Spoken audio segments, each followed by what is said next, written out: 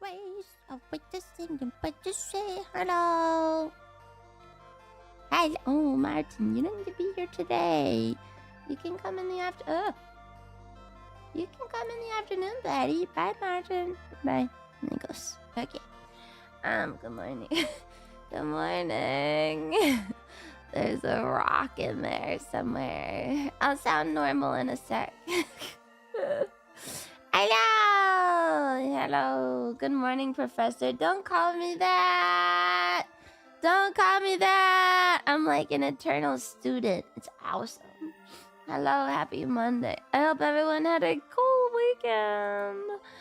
Yeah. Oh, sorry. I'm like still sneezy. I'm still sneezy and I'm really hungry. I can't eat anything. Because my arms are fat. It's awesome. Alright, hello, Chad. Hello, Chad. Happy Monday. Do you have your coffee? It's black coffee. Black coffee. You're making me yawn? Yes. Nice active mirror neurons. I don't know if that was disproved or not. Was it disproved? Is it true? Like, was it disproved that yawning proves empathy? Was it disproved? There was some back and forth. Like, we're not really sure why people yawn when you yawn. It used to be thought that if you yawned when someone else yawned, you were higher empathy. But it's just a mirror neuron thing. Which is like a kind of empathy based. Like, it probably higher mirror neuron activity probably implies that you have some increased level of empathy. But at the end of the day, like, maybe you just have ultra active mirror neurons. It doesn't really imply, like, you can't just say, yes, I yawn every time, therefore I am empathetic, you know? Something to do with if everyone else is doing it, I might as well. No, I don't think that's true. I don't think that's true. There is I think it's the opposite. Anyway, there's so many ideas around yawning. I am like a hyper contagious yawner. I will yawn if I hear it, if I see the start of it, if an animal does it, if I read the word, if I see the word too much. It's like yeah, I'm not sure it's related to empathy. I'm not actually sure. I can simply be cold and I yawn. Why doesn't it start a train of endless yawning? In theory it should, but not everyone has the same level of mirror neuron activity, I guess. I know it is mirror neurons. I know it is, but like, I don't know what that means. Anyway, so I guess it's disproved. Disproved. I max my empathy stat because I yawn constantly. Yeah. Shouldn't I yawn too? Just do it. Not really sure. Anyway, happy Monday. Welcome back to the stream that nobody asked for. Welcome back to the stream that absolutely no one asked for. Here we are. I have come back to talk about philosophy with you. Also because I love Nietzsche and I wouldn't miss Nietzsche for the world. I have some weird news. I think Warhammer let my post through. But like, I'm not actually sure. They might have let it through. But like, I don't know. I can't actually tell. I can't tell. It seems like they might have let it through, but maybe they also didn't. It still says removed. It still says removed, but like there's a comment on it now. So is it there or is it not there? I don't fucking know. I think it's actually, I think it's removed. But there was a comment on it 30 minutes ago. So is it there or is it not there? It's not there. Maybe it's just the mods. Why would it be the mods? I don't think so. I don't think so, man. Reddit still hates me. They deny my female Redditor tag. They deny my female Redditor tag. Why the fuck? Let me be a Redditor if I want to be a goddamn Redditors, stupid fucks. Stupid fucking Reddit. Let me in. Fuck. So annoying. Whatever. Imagine Warhammer Reddit. Ah! So annoying. Removed, not removed. Pending investigations, probably automod. No, it was first automodded and then it was straight up removed. The first time I posted it, it was like, we have removed this. The automod has removed this because you have low karma. It has been flagged for a manual review. And then after the manual review, I think the mod straight up removed it. So we can now say, I can no longer claim that I am a female Redditor. It's over. It's over. I shouldn't even try anymore. I can't even be a goddamn female Redditor, man. How do you even get karma? You gotta post a lot, but like, who the fuck posts on Reddit, you know? Cringe. Yeah, and I don't know why the fuck they would do that. It's so gatekeepy. But like, gatekeepy to be cringe, man. Oh, so dumb. No females allowed in the Warhammer subreddit. No! I don't care. I don't want to be on their stupid subreddit anyway. I don't want to be there anyway. Screw Warhammer subreddit. They're fucking stupid. There's a woman right there right now. There's literally 2 women right there right now. What the heck? There's 2 women on it right now. What the fuck? Oh my god, there's 2 women on it right now. They just hate me. They hate... Well, I hate them too. I hate them too. No, I hate them back. Fuck you, Warhammer subreddit. You can reclaim your favorite Redditor, female Redditor title by talking about Nietzsche today. Yeah, I'm talking about Nietzsche. And then they'll ban me even harder because I don't think he's an atheist. They hate you in particular. I lack some dimensions. Damn it! Not 3-dimensional. Fuck. Whatever, man. I don't even care. r/nihilism bans Lumi. r/nihilism. Let's look at the subreddit so I cringe myself to death.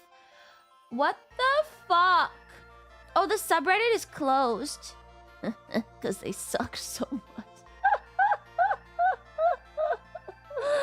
This is the worst subreddit I've ever seen in my life. I hate it here. This is disgusting. It's just gross. Coffee's a great way to start the morning, but LuMemes for me too. It's not an amazing morning. Thank you for a kid. You're always so positive. Thank you for the positivity. Yay! Good morning. I can't believe this is the first LuMemes stream I managed to catch. You should come back later, and I'm in a better mood. Come back later. I'm very argumentative right now. Nihilism being closed is in fact peak nihilism. This is so lit. This is the worst subreddit ever. This is the worst ever, man. Better mood? When is that? Lumi, you're never in a good mood. HFY? What is that? Oh, humanity. Fuck yeah! My favorite subreddits are skincare and the dad one. Dad reflexes. That's my favorite 2 subreddits. r/skincare and r/dad reflexes. Best subreddits. You don't need any other subreddits besides those 2 subreddits. Yep. That's good, isn't it? After all, how many great philosophers have ever been happy? True. Not r/face connect. Who the fuck? Do people post on that shit? Do people post on that? There's a dad subreddit. Yeah, it's called Dad Reflexes. And it's just dads doing the dad thing where the baby is gonna like get hit or something. And then the dad goes, "Ooh, I got you, baby." And it's the best subreddit. That's the only good subreddit. r/nihilism isn't closed. Oh, really? Maybe they don't accept new people or something? I don't know how fucking Reddit works. I don't know how Reddit works. It's probably full of phase hate. Okay, Buddy Hololive is the only good anime sub. I don't actively use Reddit. Don't mistake me for anyone who actively uses Reddit. I think Reddit sucks. I think it's the awful garbage fucking website, and I hate that I have to be logged in to use my stupid fucking account. It doesn't even have karma on it because they hate me. I hate Reddit. I hate everything about Reddit. It used to be good. Whatever. Anyway, I can send the nihilism one. Oh, maybe they just hate me too. You gotta say r/Lumi. No. It's literally the worst place for discussing anything. I know, it's so fucking shit. So shit. Guys, like, I have a complaint. Have you ever thought that you might be the asshole? Guess I'm the asshole now. Yeah, it used to be good in 2012. Where else is better? Nowhere. There's nothing better than that. There's nothing good on the entire internet. I promise you. There's absolutely nothing good on the whole internet. Just give up. You can't be happy. Nihilism. Good morning, Karikora. Good morning. Yeah, it's a new week. It's a new week. I'm here. I have returned.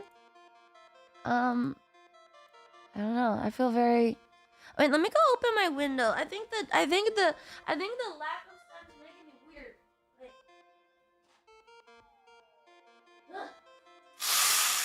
Oh yeah.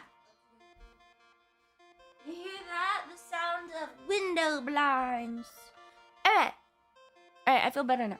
Oh, it's blue. Oh, it's very blue now. Oh, it's very blue. Ooh, quite blue. Okay.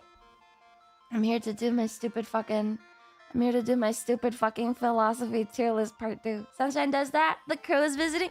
No, and I even threw peanuts. But they haven't been back in a few days, so I think they must hate me now. I don't know. Do you think they hate me? They haven't been gone. They haven't been here for a few days. I think they hate me now. They're not here anymore. There's Tumblr's exodus to Twitter's exodus to Reddit, and Reddit already sucked before that. Twitter went to Reddit? Why? That's stupid. They saw you posting on Reddit and left. I want them to come back. I bought peanuts, guys. I bought peanuts for you. You can be my friend. They sometimes take a while to get a nest. Well, I actually don't think they live in my tree. They just show up at my tree every once in a while. We'll see. Not almonds? No, no almonds. Just peanuts. Peanuts. I thought the sound of you opening the blinds was you taking a hit. Of what? A hit of what? What do you take a hit of? Drugs? What do you take a hit of, man? Hi, Lumi. I wish we could stay up and watch your stream, but I work graveyard shifts at work, so I might end up falling asleep to your voice eventually. Have a good stream. Oh, good night, Asian maiden. Good night. A hit of life? A bong. Ketamine. What does the verb drug go? You know how in some, like, you know, like there's different words for plurals and there's different verbs for doing things. What does the hit go with? A hit of crack? Can you hit crack? Can you hit fent? Can you hit any drug? Or is it for specific drugs? Like, can you hit opium? Like, what can you hit? Hit a joint? A hit is usually inhalants. What is an inhalant? What is an inhalant? I don't know this stuff. I don't know this stuff either. What do you want? What is an inhalant? But I guess besides weed. Smoking. Oh, it's smoking something specifically. Oh, it's specifically smoking. Okay. What if I hit an inhaler? Did you know that you could technically consider inhalers as a performance enhancing drug? Because it forces your airways open. So if you're running like track or something or racing, you're not supposed to use inhalers because it's technically a performance enhancing drug. Fun fact about inhalers. That's Jags, baby. That's a fucking drug. Keep it that way. How old do you think I am? Huh? How old? You think you can tell me? Lumi, don't do drugs, they're bad for you. How old am I? Sir, I'm 2 billion years old. Come on, please. Please, sir, don't patronize me, okay? Good. People with asthma don't usually run track. They should. You can build up your lung strength or something. Why does everyone think I'm fucking 30? Why does everyone think I'm fucking 30? Fuck you. No, they shouldn't. Anyway, let's just fucking do this. This is gonna take forever. The rest of my day is gonna get philosophy. So let's go over here to my fucking stream. I have to sneeze. No, I don't. All right. Boop, boop, boop.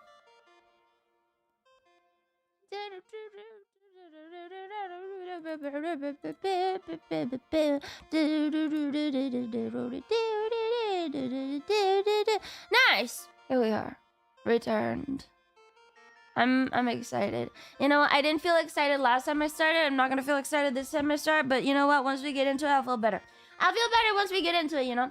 The real answer, you are 27, turning 28, best guess. I don't know how fucking old I am. Nobody cares anymore. It's too late, you know. Once you pass a certain age, nobody cares how old you are anymore. You're just like, yeah, whatever. You might be this old. I don't know. Alright, let me just reorder these. So the list actually got kept, but it got unordered on the bottom, so I need to fix it. Stop counting at 25. I stopped counting at 23. I stopped counting at 23. Alright, move all the photos to the end. We're gonna put the color pictures at the very end. And then we're gonna put the black and white pictures not at the very end. And I think that's gonna be the way we do it. Nice. Kafka. Also, this guy and this guy. That's pictures. That's a picture. This is a woman. Oh my god, a woman. That's our only woman in this whole fucking group. This is a picture.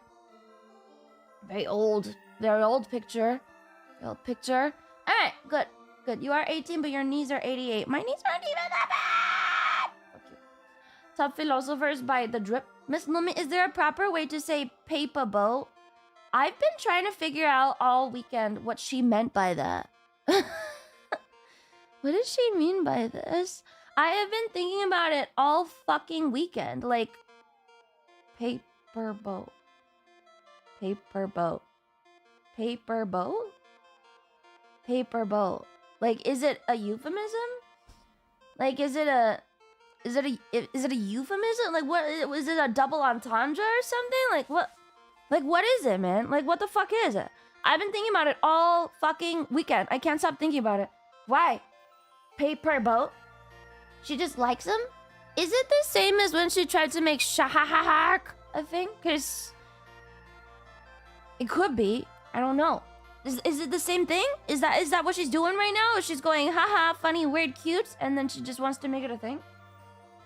Right? It's just fun to say. It's a euphemism. It's a ha-ha-harg, you know?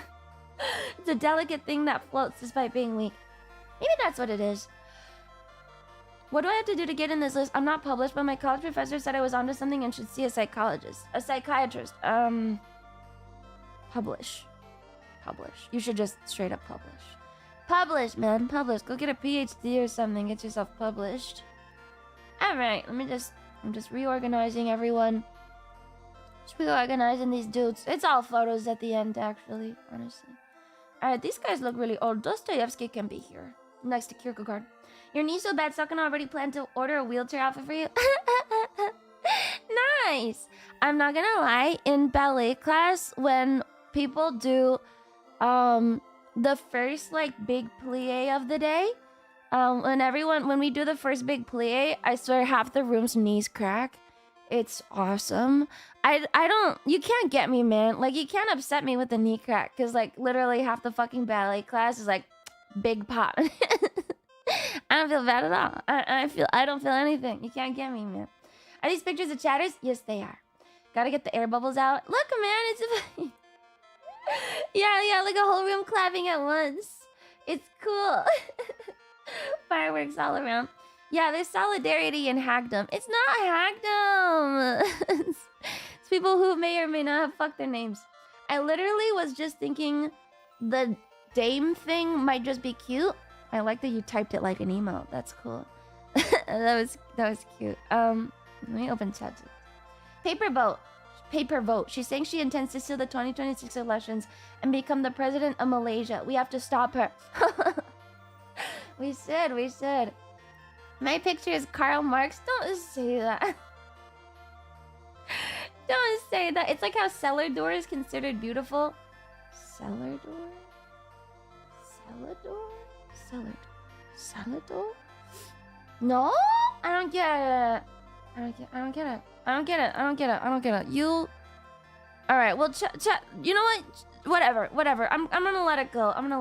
I'm glad she's back. Glad she's happy. Yeah. Alright. Alright, let's fucking do this. Solidors? It's like he's made entirely of air.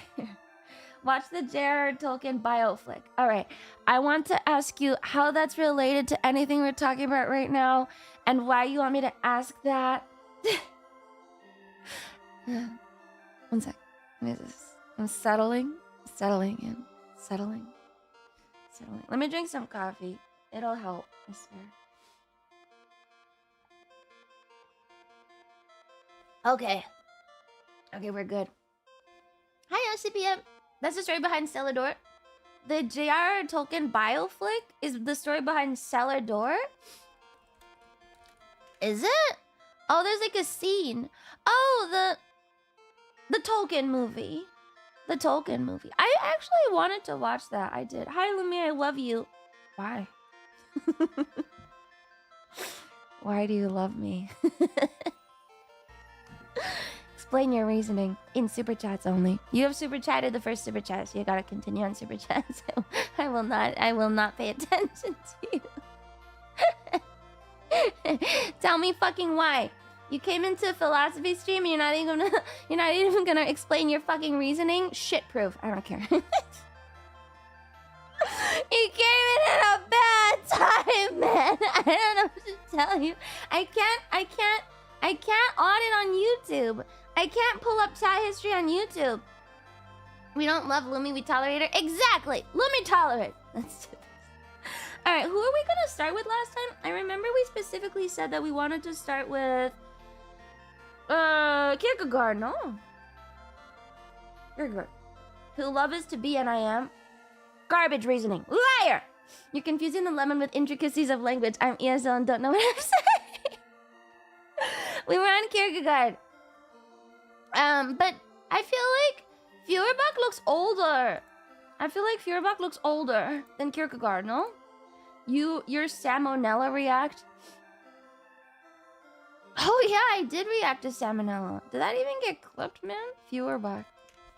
Feuerbach was 1804. Kierkegaard was 1813. Okay, same time period. What about John Stuart Mill? I'm trying to do this loosely chronologically. John Stuart Mill. I tolerate you too. Totally not love you at all. Thank you, man. This guy's 1806 too. Oh shit. What does this have to do with your philosophies? A loose chronological order, so it's easier to tell what came first and what came after. No. Oh my god, keep up, man, keep up. What about this guy? Joseph de Maistre. Joseph de Maistre. 1753. Let's do him first. He's actually before these two. Okay. What about Gilbert Ryle? Who's this guy? Loose chronological order. Gilbert Ryle. 1900. My god. All the way up here. Okay. We're gonna fight chat. We're gonna chat fight with long comments. Big words. Yes. I remember watching a Lumi clip where she stopped stream to watch a salmonella video, so it probably got clipped. I did react to Sam. Oh, salmonella? I thought you were talking about Sam Hyde. We talking Sam Hyde or salmonella? Because there's two different Sams that are pretty cool. I like both Sams. Both Sams. Oh, you're talking about salmonella. In my opinion, the love for Miss Lumi comes from her being so fun, nice, entertaining, smart, bubbly, and always making the every day better than the next. Thank you, Ferrari Kid. That is so nice. Only Ferrari Kid is allowed to say that to me. If anyone else says that to me, I will personally crucify them. I will put you on a cross. I will draw a little paper doll, and I will pin you up to a cross, and then I will burn you. No one else is allowed to say that. Straight up. Period. I will fucking murder you. All right, damn, he's applause. I know, he's incapable of not being positive. So we give him a pass. But everyone else will literally be killed. We are hate watching. Exactly. Okay, we're gonna start on Maistre. Sorry. You know, like I learned the entire Expedition 33 Lumiere song. And like I was going to sing it for something, and I didn't remember. I don't know if you understand how many of those fucking R's. I don't know if you understand how many R's are in that fucking song. Like it's literally clair obscur, trouble de rature, coubera. Like it's fucking R all the way fucking down. The whole song is trying to do those fucking French R's. Like, listen to it once, and it's literally fucking like Gardeo, peinture. Like, holy shit. There's an R every phrase of the song. Literally. Trouvera sans elle. And then clair-obscur again. You were tipped $5. Holy shit, man. Okay, fuck you then. We hate you. We hate you too. French doesn't believe in pronouncing letters other than R and overcompensating on vowels. It's so fucking R heavy. It's so R heavy. Sarah, ravi. Cover when? I was thinking about it. I'm not sure. I will do it eventually. I don't know. I might do it, I might not. Anyway. Oh, I hope your interview went well last. Alright, let's do this. We're starting on Maistre. Stupid fucking R's. Okay. Butcherbird tipped $5. Now to counter Ferrari Kid. Bless his soul. I will now be mean to you. Wonderful. Ahem. In my opinion, the love for Miflumi comes from her being faux fun, nice, entertaining, F-mart, bubbly and always making every day better than the next. You bitch! Thank you, Butcherbird. Thank you, Butcherbird, for all your trolling. You're kind of a nice person. I look forward to it whenever it comes out, if it does. I feel like I'll just sing it live, get it over with, then not make a cover. Don't make... Are you... Seriously? You're fucking copy pasting on YouTube? Are you fucking serious? Oh my god, man. Thank you, Calm. I'm saying this to make Lumi upset. I appreciate the super chat. Thank you for the super chat. Alright, let's do this. Counter enlightenment. On Maistre. Strongly opposed rationalism, secularism, and individualism. Reason alone sufficient for guiding human behavior. Alignment ideals undermine traditional authority led to chaos. Defense of authority and monarchy. Providentialism and theodicy. In works like Considerations en France, Maistre proposed history is guided by divine providence, even when it appears violent or chaotic. Okay, so this is Devil's Advocate. Wait, Devil's Advocate. We're good? You got banned on Reddit? No, they just don't like me. I don't have enough karma to post.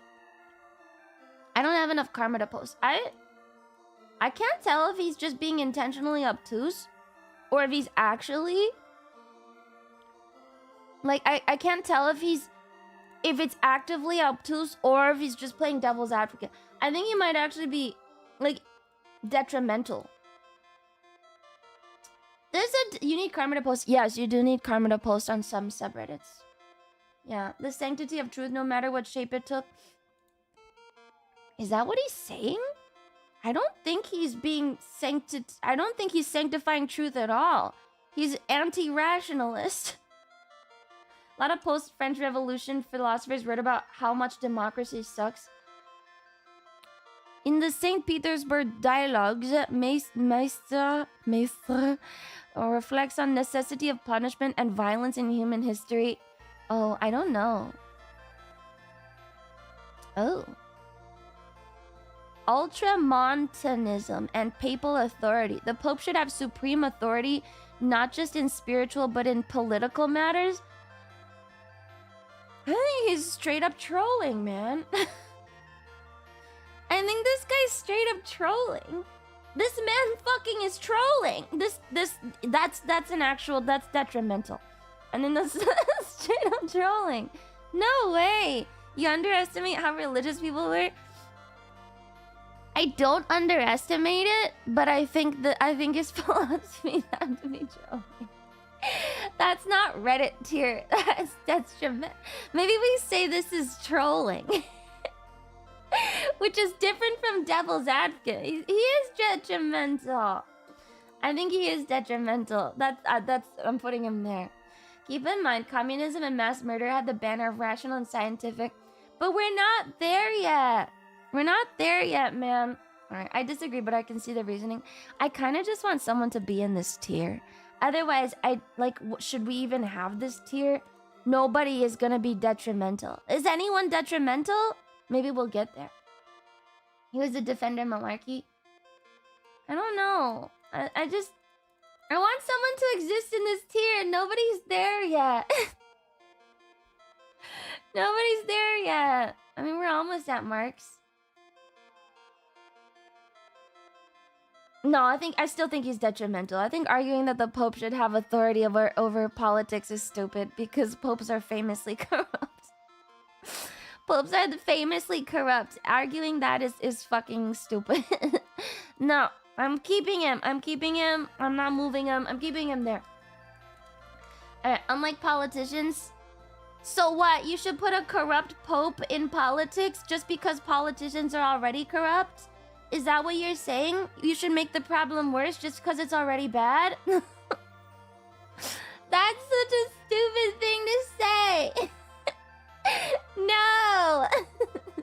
Right after the French Revolution, yeah. Well, why would that be worse? You're perpetuating the problem. Chad, yes.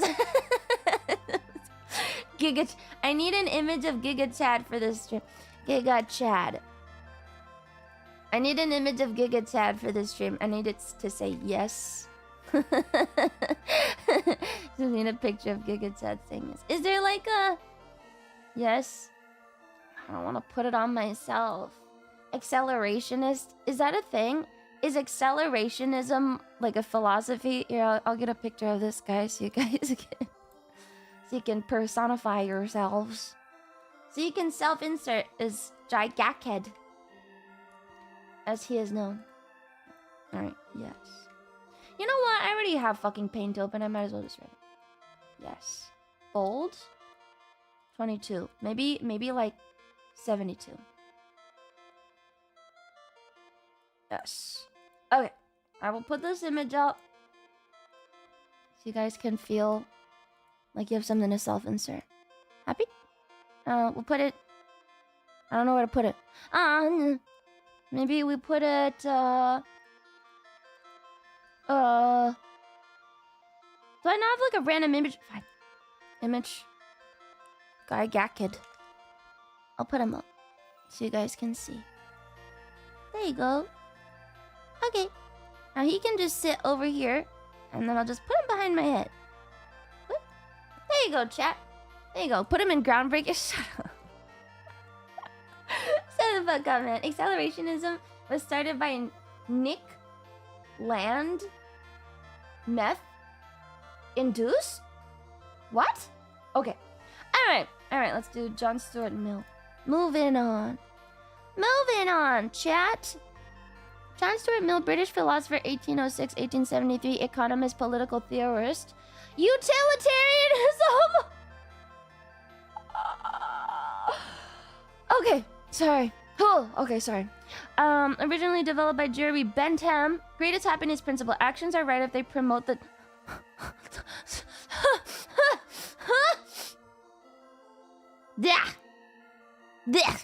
Qualitative hedonism. Unlike Bentham, who focused on quantity of pleasure, Mill emphasized quality, arguing that intellectual moral pleasures are superior to physical ones. Liberalism, individual liberty. In his landmark work On Liberty, Mill defended individual freedom as a foundational value of a just society. Advocacy for women's rights. Ugh. Gender inequality, socially constructed and unjust. Okay.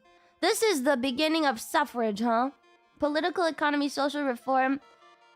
Principles of political economy. Defended individual freedom and economic life. Supported state intervention to address poverty. Ah, God. Redditor. First male feminist. Redditor. I don't know if that's detrimental. I think he's kind of cringy. Let's put him over there. I hate that guy. Kind of gross. I don't know. Why does it seem like he's like the ultimate like a pick-me but for men? What is a male pick-me called? A male pick-me. Women's rights isn't detrimental? No. Women can have some rights, okay? That's just classic liberal of the Anglo variety. Simp! Simp! I hate that guy. A tool. Oh, yeah! I mean, I think it's disingenuous and altogether too memey of me to say that he's being detrimental. I think, however, some of his Elf stuff and is Psyop tipped kind of stupid. $10. Hi Lumi. People have probably already asked you this, but who's your favorite philosopher slash philosophical theory? Mine is I don't know, Stoner actually. D. I don't know. I don't have one, actually. Hi, Alphin. I don't have one. Oh, that's why we're doing this. Hi, Lumi. I love you because you carefully crafted an image of yourself that's charming, sweet, bubbly, and lovable. In reality, you lie like no tomorrow because you don't care and you will never face any consequences. You are also controlling and intensely insecure. Very close. Very, very close. That's partially true. I think you got a lot of it, though. I think you got a lot of it. I don't like this idea that I've crafted an image of myself that's charming, sweet, and lovable, when I think most of the time I'm intentionally being quite difficult. Is that what people think? I feel like most of the time I'm actually being intentionally difficult, and I'm failing to rage bait, which actually bothers me a lot. It bothers me a lot. I'm like not rage baiting more, like I'm not rage baiting lately, and it's very upsetting. Like I don't know why. It's very upsetting. Like I've lost my edge, or something. Women are difficult by nature. I think your image is indeed difficult. Yeah, I think that image is kind of Elfin wrong. Psyop tipped $10. Lumi, you're fucking insanely No, lovable not. and adorable. No, I'm not. You're also Stop really saying smart that. and we all love that about you. Stop saying that. Stop saying that. That is absolutely not the intention. I can fix her. TLDR is Mill co-authored some of his greatest essays. Oh, but he could only academically publish it. Hence his... He was written by a woman. That's so funny. So his wife was actually the philosopher here. His wife was the philosopher then. Did anyone build off of Mill? I mean... Well, sorry, Mill. You are still Reddit tier. You've heard of easy peasy lemon squeezy. Get ready for difficult, lemon difficult. Thank you, Alvin.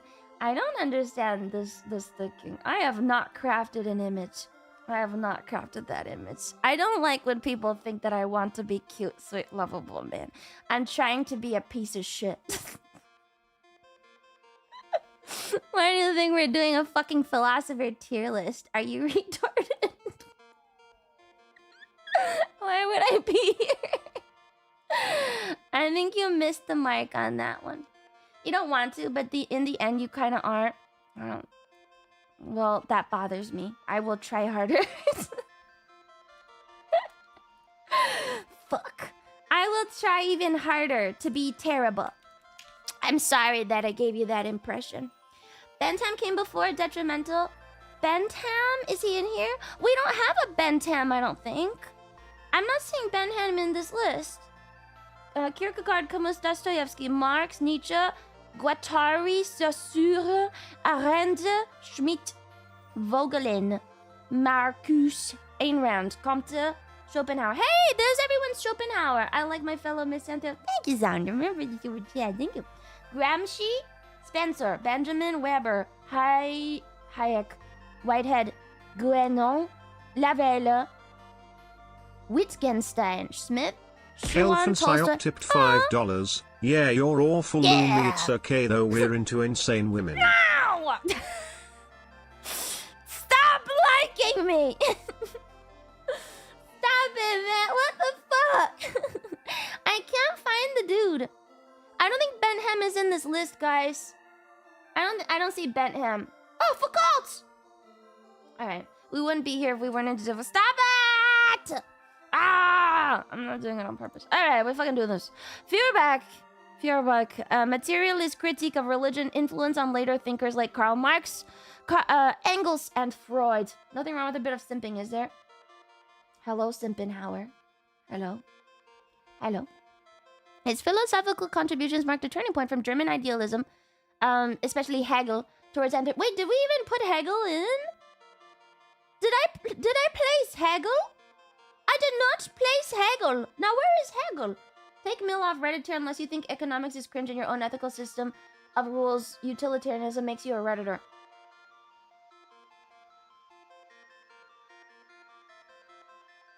I am incredibly naive, and I understand that I am. And therefore I think it is silly. I'm so sorry. I understand that my own philosophy is a little bit naive. I am very naive. I mean, unless you disagree, where's the political economy and social reform? Defended individual freedom and economic life. Also supported state intervention. See, individual freedom and economic life is very cool, but state intervention I find to be a little cringe. I don't like that. I don't like that. Anticipated welfare liberalism. I don't like that either. Advocated for cooperatives, progressive taxation, and even inheritance reform.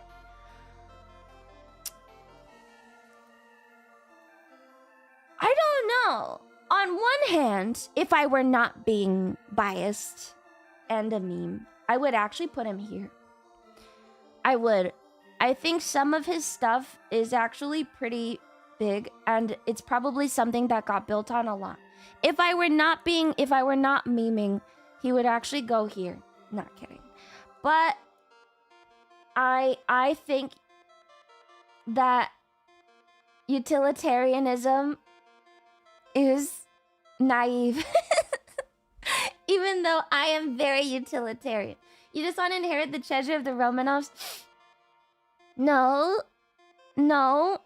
But I think that you should be able to build something for future generations. I mean, there has to be some limit on it.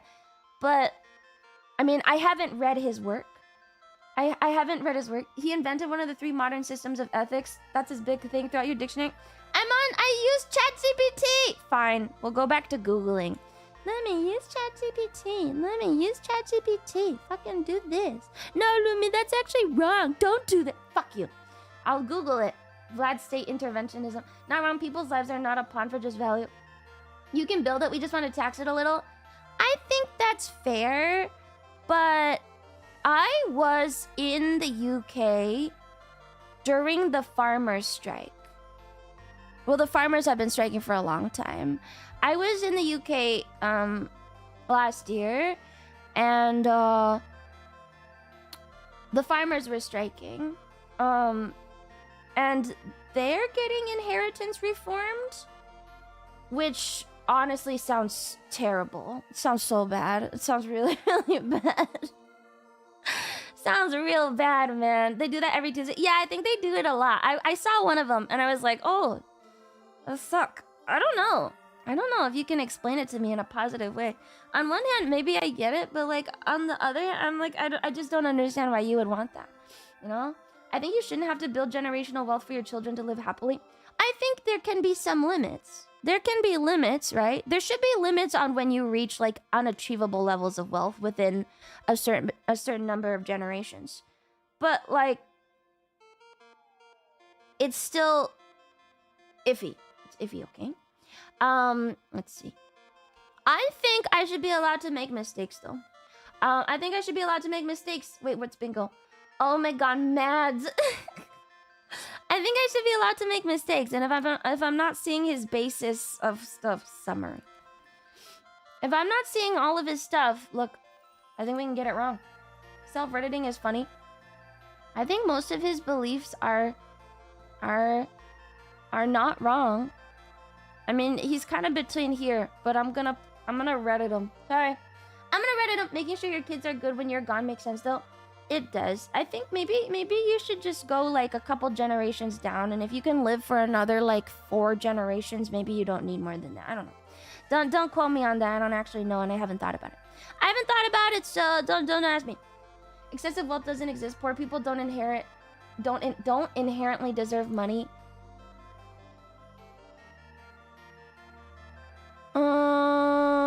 That's true. That's true.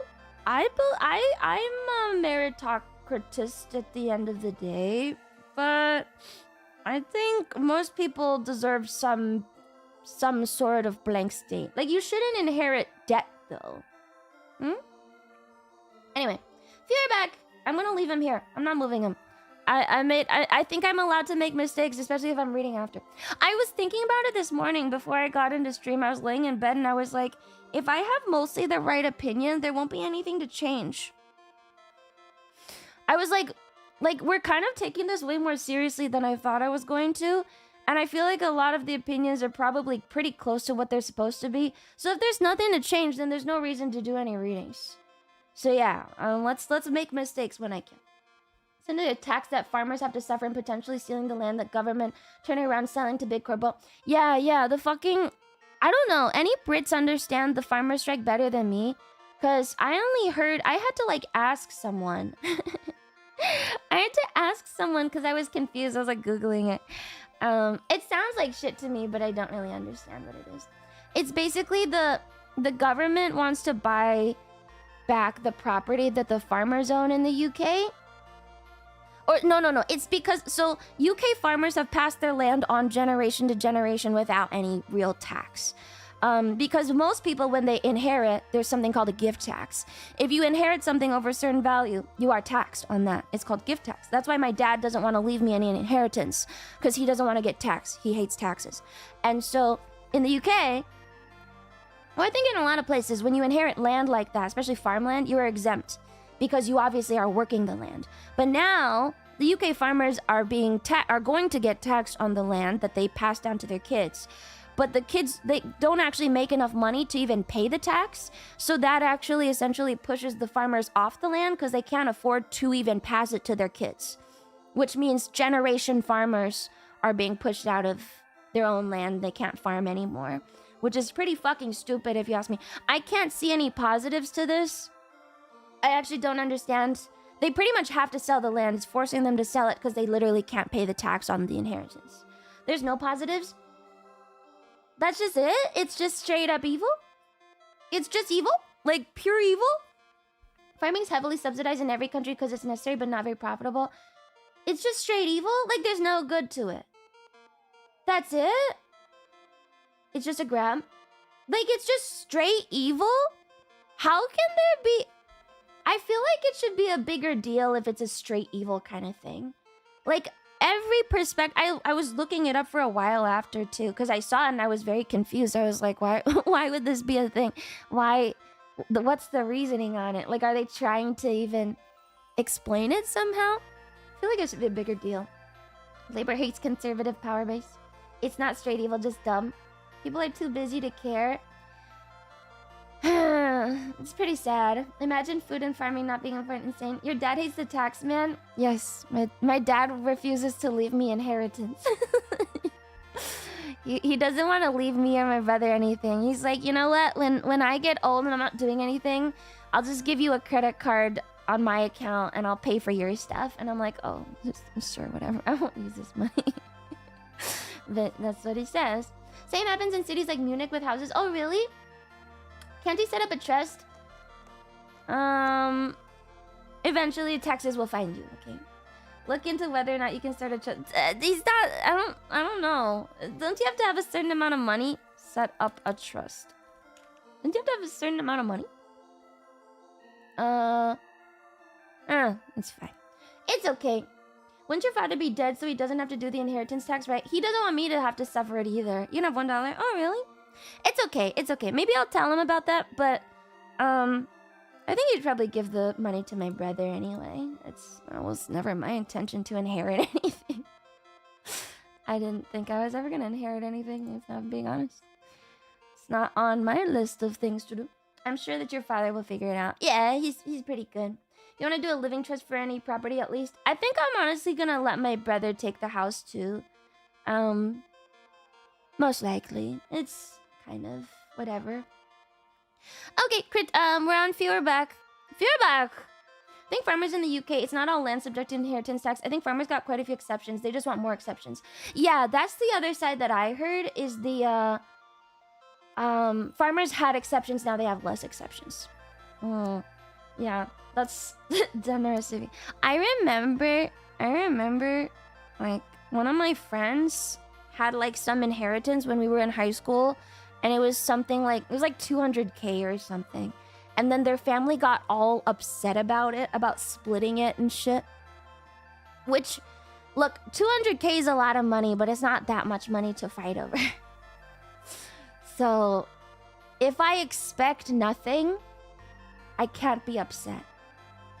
You know? If I just go and I'm like, yeah, whatever. There's no chance that I'll be upset later. It's a lot, but it's not like, it's not that much, you know? It's not that much. You can't fight over it. It's kind of silly. It's kind of dumb to fight over 200k. You're gonna get like, what, 30k after? And that's it. Who cares? My dad's sister got really weird about all the little knickknacks in my grandparents' house. I would probably take some little nostalgia things. That's it. Yeah, I don't know. I think I don't like people fighting over inheritance. So I'm just gonna expect nothing and be happy if I get anything. Otherwise, I don't care so much. Anyway, Critique of Religion, Essence of Christianity, 1841. Most famous work, God is a projection of human nature. Humans unconsciously project their own ideal qualities. That's pretty cool. Demystifies religion by reducing it to human creation. Foundation for later secular humanist atheist thought. Okay, cool. Theology is in fact anthropology. When we study God, we're studying idealized human traits. Oh, okay, cool. Feuerbach shifted focus from idealist metaphysics like Hegel's absolute. Where the fuck is Hegel? We definitely didn't place him and now he's fucking missing and I don't know where he is. Chat, where is Hegel? He's gone. Weren't we literally talking Oh, there? No, that's Engels. You killed him? Oh, I put him in groundbreaking. Oh! Never mind. We already placed him. Okay. We're good. I placed him. Okay. Materialism. Philosophy must start from sensuous human experience, not abstract ideas. Alienation and the self. Proto-Marxist concept of alienation, though in religious context, alienated from themselves when they attribute their highest capacities to an external god. Humanism and ethics. He called for replacement of religion with religion of humanity. Critique of Hegelian idealism. He saw Hegel's idealism as too detached from real human existence. Okay. Let me...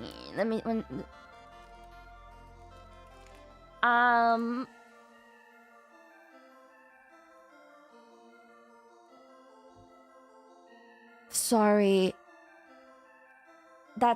Sorry. Nope. That's not hereditary. That's actually kind of a big deal. Yeah. I think it is groundbreaking. Sorry. It is a big deal. Just because you don't like it does not change the fact that it is groundbreaking. It doesn't matter. I don't care if it's cringe. It is actually a big departure in thought. Sorry, that is what it is. Hegel would be groundbreaking, not few. Hegel is groundbreaking. He's right there. Hegel is groundbreaking. Hegel's right there, and Feuerbach is gonna sit right next to him. It is, man. They called him stupid. That's okay. I don't care. That's different. The fact that he wrote them out is then Marx is groundbreaking too. No. He probably is. He probably is. One second. Let me reread what Hegel thought. I like Hegel a lot.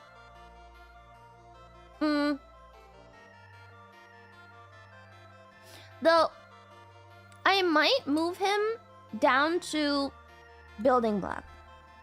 Because even in the summary, I know that he inspired a couple people.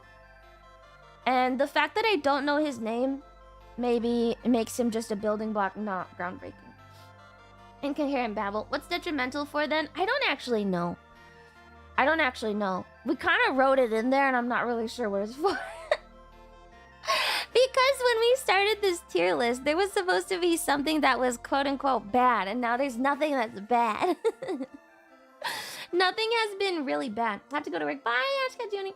Wanted to say F.A. Hayek love, Theory of Complex Phenomena, Epistemology of Complexity is a good read, Marx hate. Okay, thank you. Groundbreaking isn't an endorsement. It's just that the idea was deeply important. I think so. It's not positively groundbreaking, but it's still groundbreaking. Yeah, you know what? We can keep him in groundbreaking because I think Marx, Freud, Nietzsche, and other humanist movements are coming up. Okay, Kierkegaard. Yeah?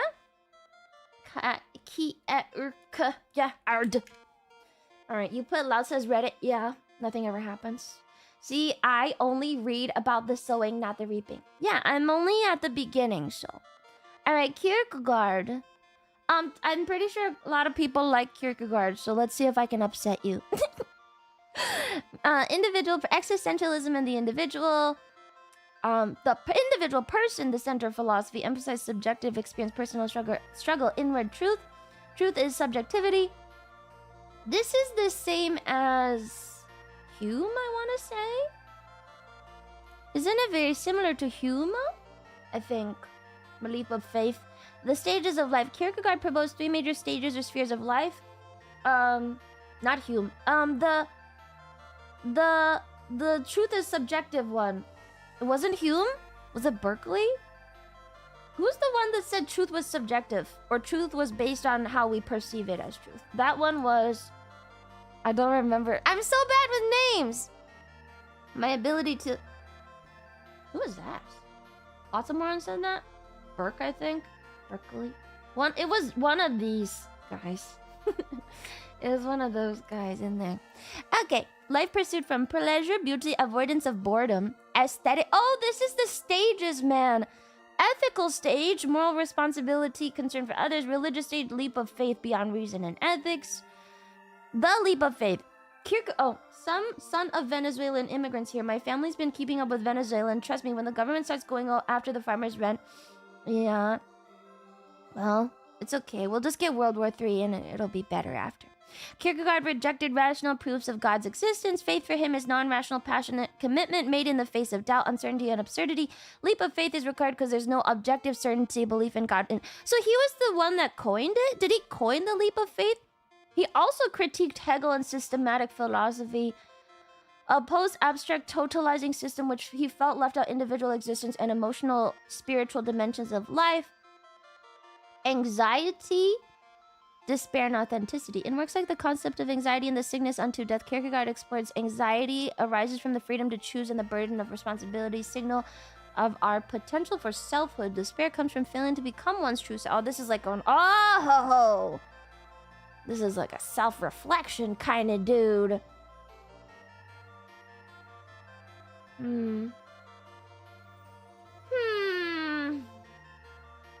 He was right about some stuff. Yeah. Well, so is he pretty important for the leap of faith thing? OG existentialist. I think he goes over here. I think he goes over there. I mean, he's not like... I just don't know how important the leap of faith thing. Kind of. Nietzsche never cited him. OG absurdist. I don't know how OG he is.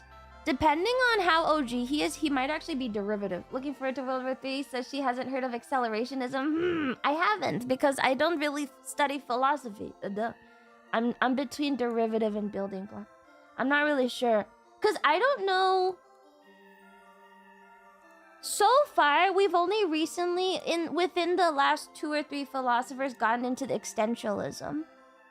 We have only started in existentialism, so I'm not really sure if he is an original thinking person in existentialism or if he's derivative. He could be either one. He's important enough for building block. I know the name. I do know the name. Existentialism is fairly young. Okay, well, let's just put him... We'll put him here. But he could also be derivative. I feel like the next few are just all gonna be the same. We're stuck here for a while. Alright, Camus. Camus. It's just so relatable across ages. Yeah. Alright, I didn't know he was French-Algerian. The absurd. Absurd arises from the clash between human desire for meaning and the silent, indifferent universe. Seek clarity, order, purpose. The world offers none in return. Oh, he's like entropy kind of dude. This confrontation generates feeling of disorientation, confusion, or despair, the absurd condition. Absurd is born of this confrontation between the human need and unreasonable sense of the world, the myth of Sisyphus. Oh, he's fucking 1900s. Are we skipping too much? We were back in the 1800s. Oh, should we put him back a little bit? Oh, I feel like it's too early for Camus. Camus. Let's put him back. Sorry. We have to stick to the 1800s. Way too early. We'll come back to him. Let's skip him. Dostoevsky. I did not know that Dostoevsky was considered a fucking philosopher. I was tricked by the fucking black and white photo. Yeah, what the fuck? Tricked. Camus explains that life is absurd and that's funny and you should have a laugh. We'll get back to him. Dostoevsky, there we go. My mom likes Dostoevsky. More existentialism. A precursor to existentialism. He's a fucking writer. He's a writer. I don't know if he counts. Okay, I'm reading it. Precursor to existentialism, inner conflict, human freedom, moral responsibility, psychological depth. Like, his literary works are extremely philosophical in nature. I know.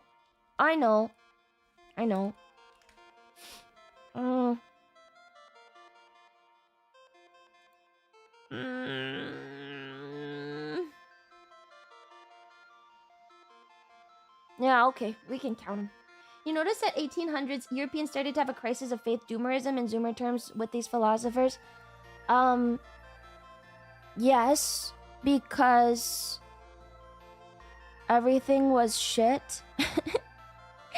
Everything was shit. And they just had a bunch of revolutions removing religious based monarchies from power. Yeah, I'm not surprised. How y'all make it this far being this boring you couldn't pay me to do this, man? I'm interested. That's all that matters. Okay, radical freedom, burden of choice. Notes from Underground. Dostoevsky explores the idea that humans do not act rationally. Your interest and ability to engage with this end stage makes you both brave and cool. Nice work, good job, Lumi. I'm extremely impressed. Thank you, Internet Battlefield. Thank you. Problem of evil and suffering. Brothers Karamazov, particular events, rebellion, and the Grand Inquisitor chapters. Dostoevsky presents one of the most powerful critiques of theodicy, justifying God's goodness in the face of evil. Event refuses to accept a world where innocent children suffer, even if it leads to divine harmony. Critique of nihilism. We haven't even talked about Nietzsche.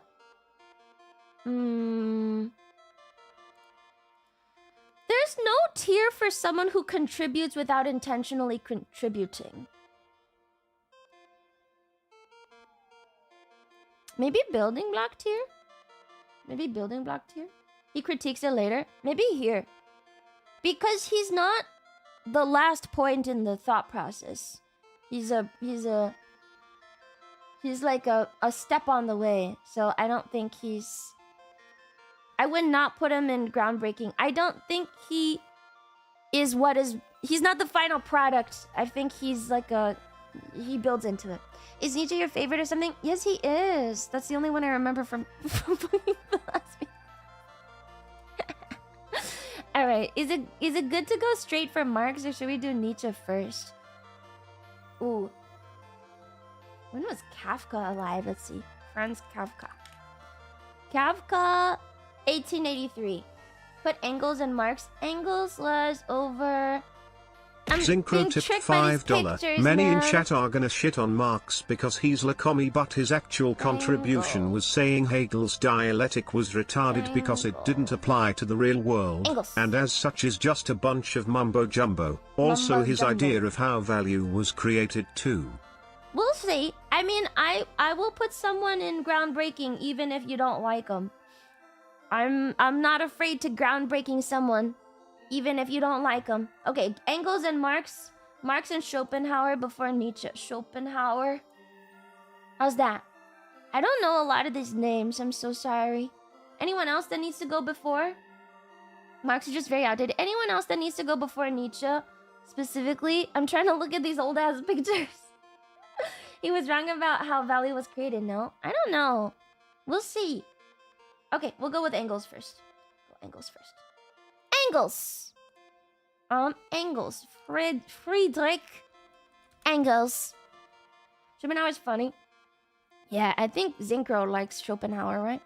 Okay, 1820, 1895. German philosopher, political theorist. Contributions include dialectical materialism, instrumental in translating. That's a word.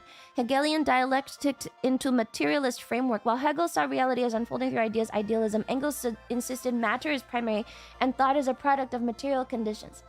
In his work, Dialectics of Nature, he argued that natural and social phenomena follow dialectical laws, contradiction, transformation, and development.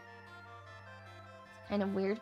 Okay, if you have a detrimental tier and Marx isn't in it, then get rid of the tier. Yeah, but like, you can't, you have to take it in context of the era. You can't just say Marx is bad in 2025. What if in the 1800s he was very groundbreaking? Sorry, that's what it is. Although Marx formulated the core of historical materialism, Engels played a vital role in popularizing, systemizing the idea of material conditions drive history. Economic conditions drive history. Arguing that changes in productive forces shape social relations. What? Social?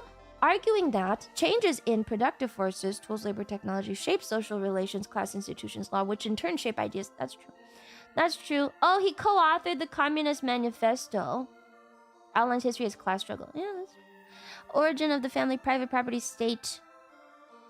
The family, property, and state are not eternal institutions, but products of economic development. That's true. That is actually true. Marx arguing for the workers never worked one day. The rise... I don't care if he's a hypocrite. Being hypocritical does not disqualify you from being a groundbreaking thinker. Stop memeing it. The state emerged to manage class conflict and protect ruling interests. Yes. Science, nature, philosophy. Engels attempted to extend dialectical materialism to natural sciences. Change and contradiction occur in natural processes like motion. Okay, this is cope. That's cope. That's cope. Popularization of systematization of Marxism. It's coping. Okay. Edited and published volumes 2 and 3 of Capital from Marx's Notes. I don't know enough of Marx, personally. We're not there yet. Okay, I think he's going in derivative. We're putting him in derivative. He sounds a little like he's trying to apply his own belief set to too many things. Too much cope in his I don't like it. Too much cope. Don't like that guy. Alright, next. To derivative. Okay, we are finally on Marx. Okay? Finally on Marx. I mean, I see his points. I just think he's trying too hard. Engels basically Hegel, but materialism so fair. His attempts to make stuff scientific were really stupid. Idea of looking at things as if the state itself emerged from economic conditions is huge. Well, he's not lower. And I would not rate him here because I think Marx probably beats him on that. Sorry, a little derivative. All right. He's a co-author. He's like the fanatic friend guy. He's like a hype man or something. You know, if you say like the sky is blue, he'll go, yeah, and this is blue too. Yeah, and this is also blue, and this is also blue. Like, you know, like he's kind of like he's just taking it too far, and I think that actually detracts from the point. Anyway, I haven't read it, so I don't actually know. German philosopher, economist, revolutionary thinker, profoundly shaped political philosophy, history, economics, and social theory. Communism is blue, Lumi is blue. Communism is red, comrades. Communism is red. Red, the color of people's blood. Not even a fucking communist. How do you not know this, man? Marx proposed materialist conception of history. Okay, he wrote the Communist Manifesto. People blood, can't imagine why that is. Human societies develop primarily through changes in material economic base. Yeah, same thing. Critique of capitalism. Here we go. In his magnum opus, Capital, das Kapital, Marx analyzed capitalism as a historical and exploitative system. Surplus value, workers produce more value than they're paid for. The surplus is appropriated by capitalists as profit. Commodification under capitalism. Not only goods, but also labor, time, and even social relations become commodities. Alienation, workers become estranged from the product of their labor, the labor process, the human potential, each other. You know, the fact that we just talked about the farmers' strike and then people saying that Marx is detrimental when everyone agrees that farmers should be able to own their own land is a little ironic, don't you think? You guys are being a little hypocritical right now.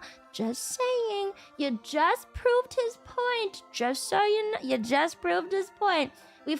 Marx hated farmers? Well, maybe he's hypocritical, but his writing isn't. His writing isn't? What? Capitalism is a moral and existential crisis. Okay. Philosophy of Alienation. Economic and philosophic manuscripts of 1844. Capitalist society, individuals are alienated from their essence because labor is controlled by others. Labor, which should be a form of creative self-expression, becomes a form of coercion and objectification. Blech. Gross. Dialectical materialism. In collaboration with Engels, Marx adopted Hegel's dialectical method. Yeah, whatever. We already read that one. Revolutionary theory. Emphasize praxis, the unity of theory and practice. Philosophers have interpreted the world, but the point is to change it. True philosophy must lead to emancipatory action, not abstract speculation. That's true. He viewed the working class, the prole, as the historical agent capable of overthrowing capital. Okay. Critique of ideology. Analyze ideology as a tool of ruling class dominance. Dominant ideas in any area are those of the ruling.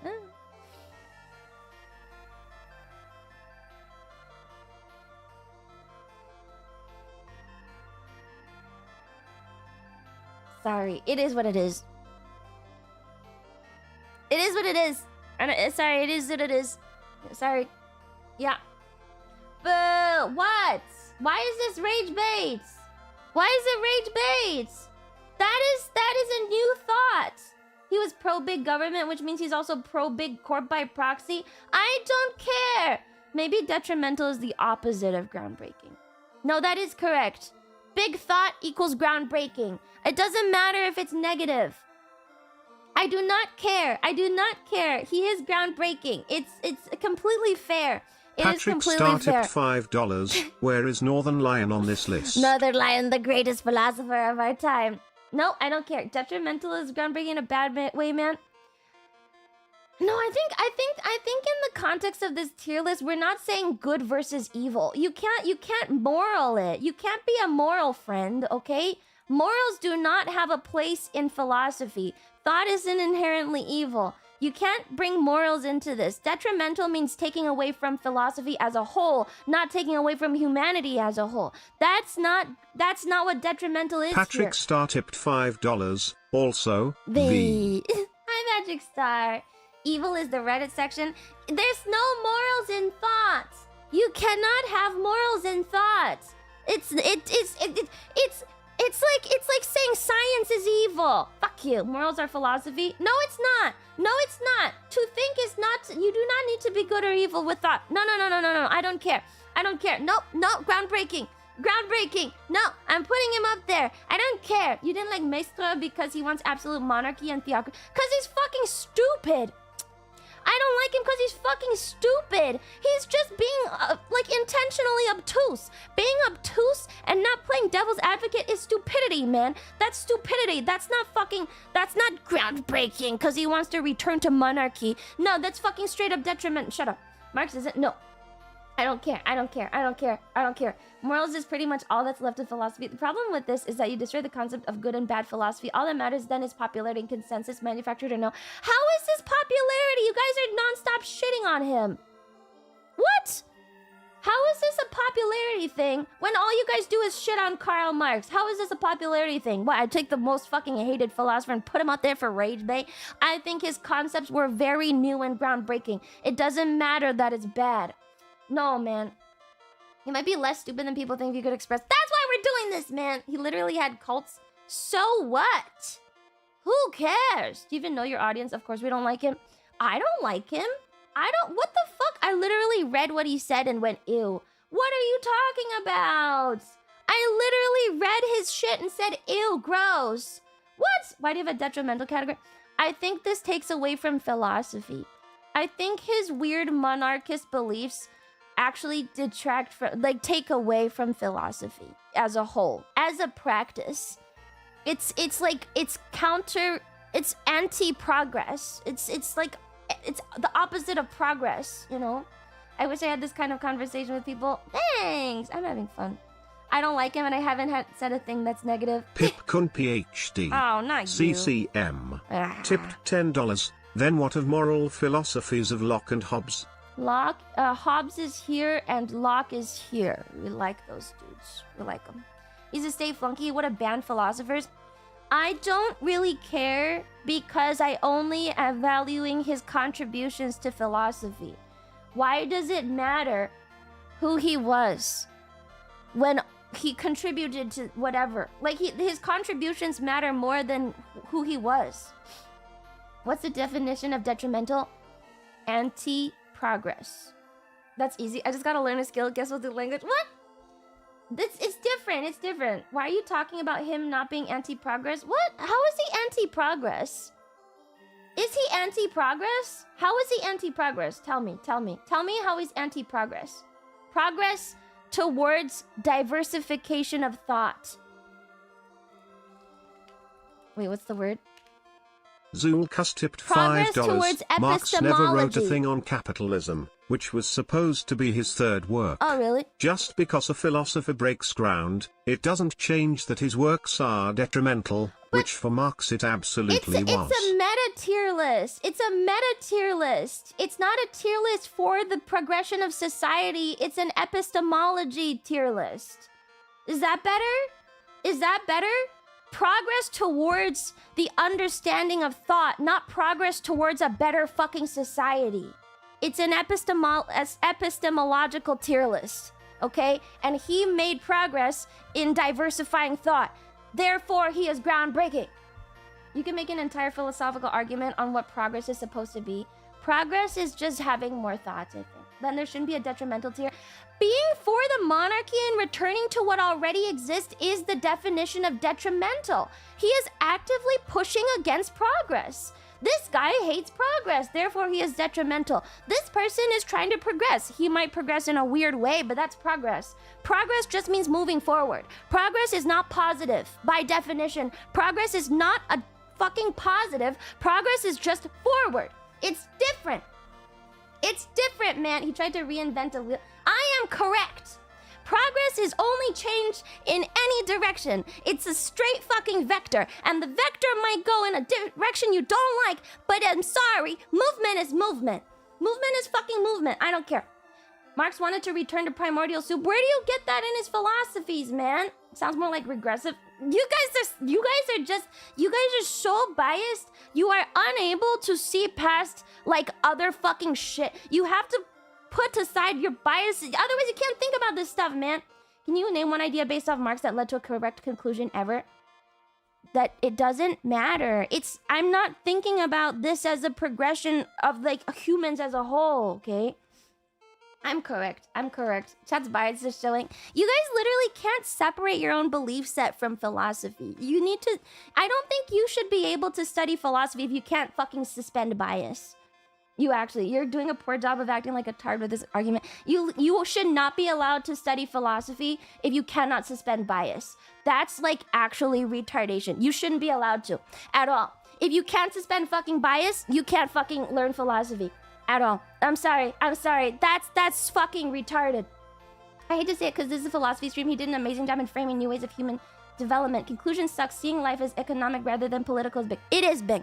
It is groundbreaking, and it is fucking progress. Sorry, so it's quality rage bait. I am correct. I am correct. And if you can't see it, you might unironically be like room temp IQ. If you cannot see it in some way, if you're not fighting me for a meme right now, you're actually dumb. I don't care. You are actually dumb. Sorry, that's the truth. The minimum bars, can you hypothesize? How would you feel if you didn't have breakfast this morning? Why don't you answer that question instead? How would you feel if you didn't have breakfast this morning? Put your bias aside for 1 second. Groundbreaking is groundbreaking. It doesn't matter in what direction. Maybe ground broke the sky or something. Being removed themselves from the unions went to shit. The engineers cared about the machines they made. Boeing removed themselves from their unions. Oh, I don't care. I don't care what happened in 2020 or onwards. I only care what happened in the 1800s when he was alive. That's why we're doing this in a vaguely chronological order. If I didn't give a shit about chronological order, I would just do fucking philosophers whenever. Whole reason for us putting these guys in like chronological order is to really understand their contributions to philosophy, not to critique their final fucking philosophy. Otherwise, yeah, most of these beginning guys fucking suck because they don't even, like, some of these beginning guys are completely wrong. I won't deny he broke ground, especially seeing how many tards regurgitated stupidity to this day. I don't like him.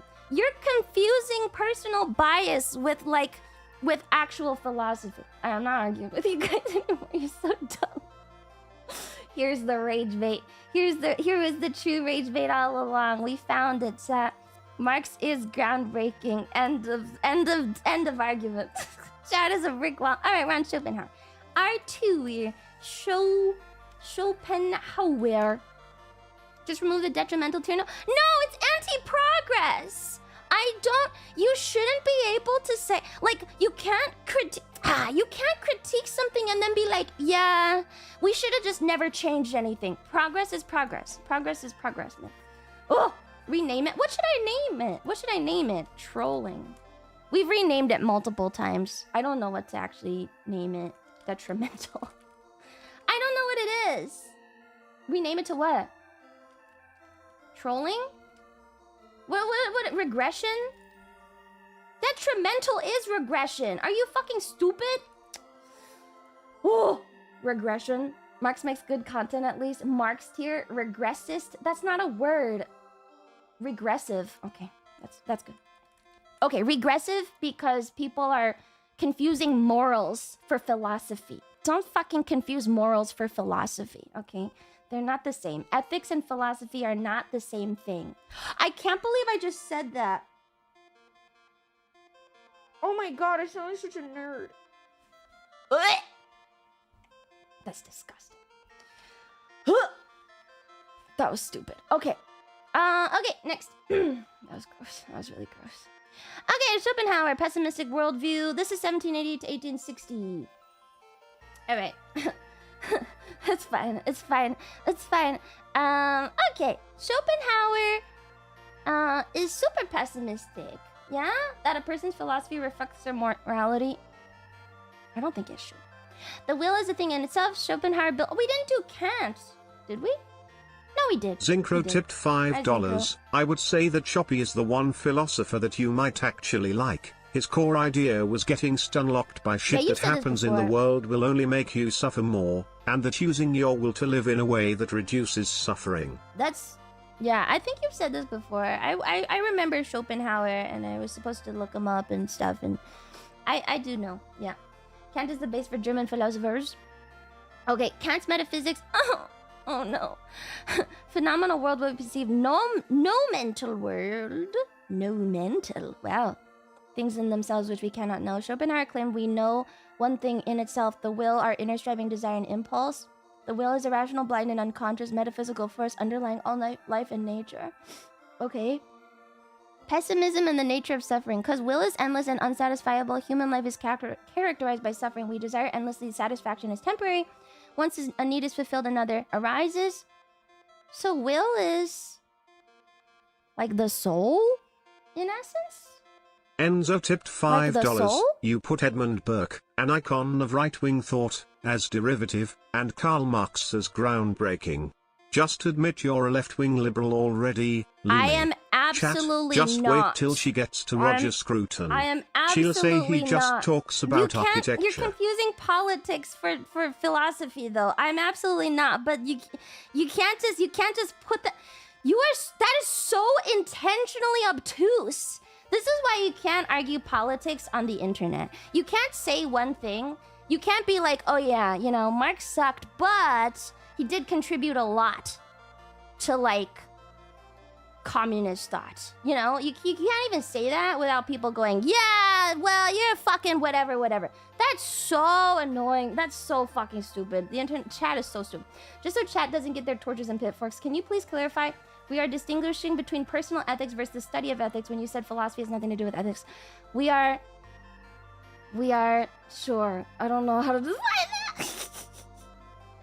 I'm only doing a tier list in relation to philosophy as a whole, not on a personal, political, or current basis. Does that make it better? Is that better? Is it better? Schopenhauer was right about everything except women in life. He hated women, but all women are queens. Ew. He hated life, but life is justified by the presence of women. So, gross. Ew, you are a simp. I thought you learned from your parents, but you're not Lumi, you're Kami.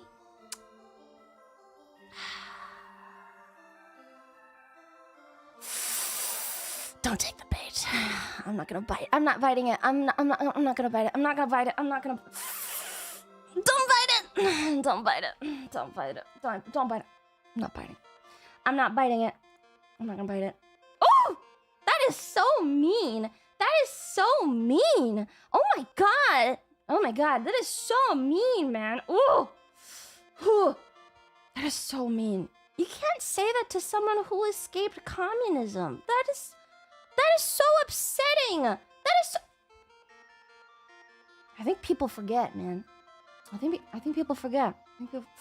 Ooh, we're gonna have a kickboxing fight in the next phase con for philosophy students.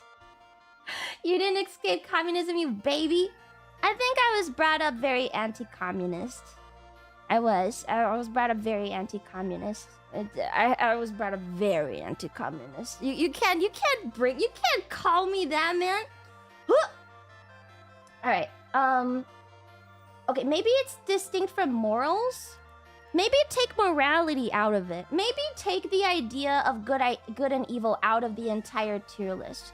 Good and evil do not exist here in the meta philosophy tier list. Is that better?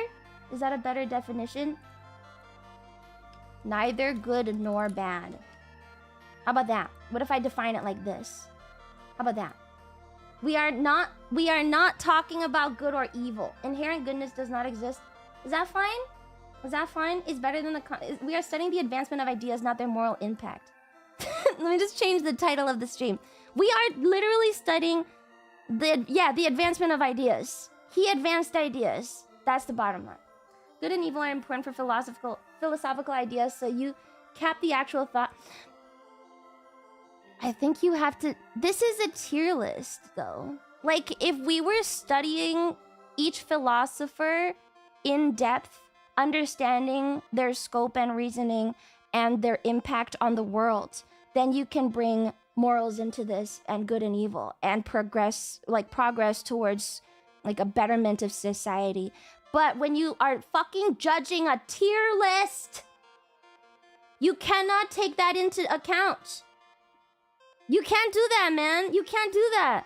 It's a tier list. We're not studying each fucking philosopher and what they did for the world. It's a tier list. It's within philosophy. Marx defines scarcity is of value. The critique used in social sciences of worth, but people who study him are clueless on how goods get made. I don't like him. Okay? I don't like him. But progress is progress. Stop arguing with me. Twitter's law. Nobody who cites Marx has actually read him. Stop arguing with me. Right. Alright, Schopenhauer built on, we already saw this, pessimism, we desire endlessly. Schopenhauer did a deep philosophical pessimism, believes that non-existence might be preferable to the pain of living. Oh, he's a doomer. Schopenhauer was one of the first modern thinkers to treat the unconscious well as the fundamental driver of human behavior. That's probably true. View of human beings as irrational and often self-defeating.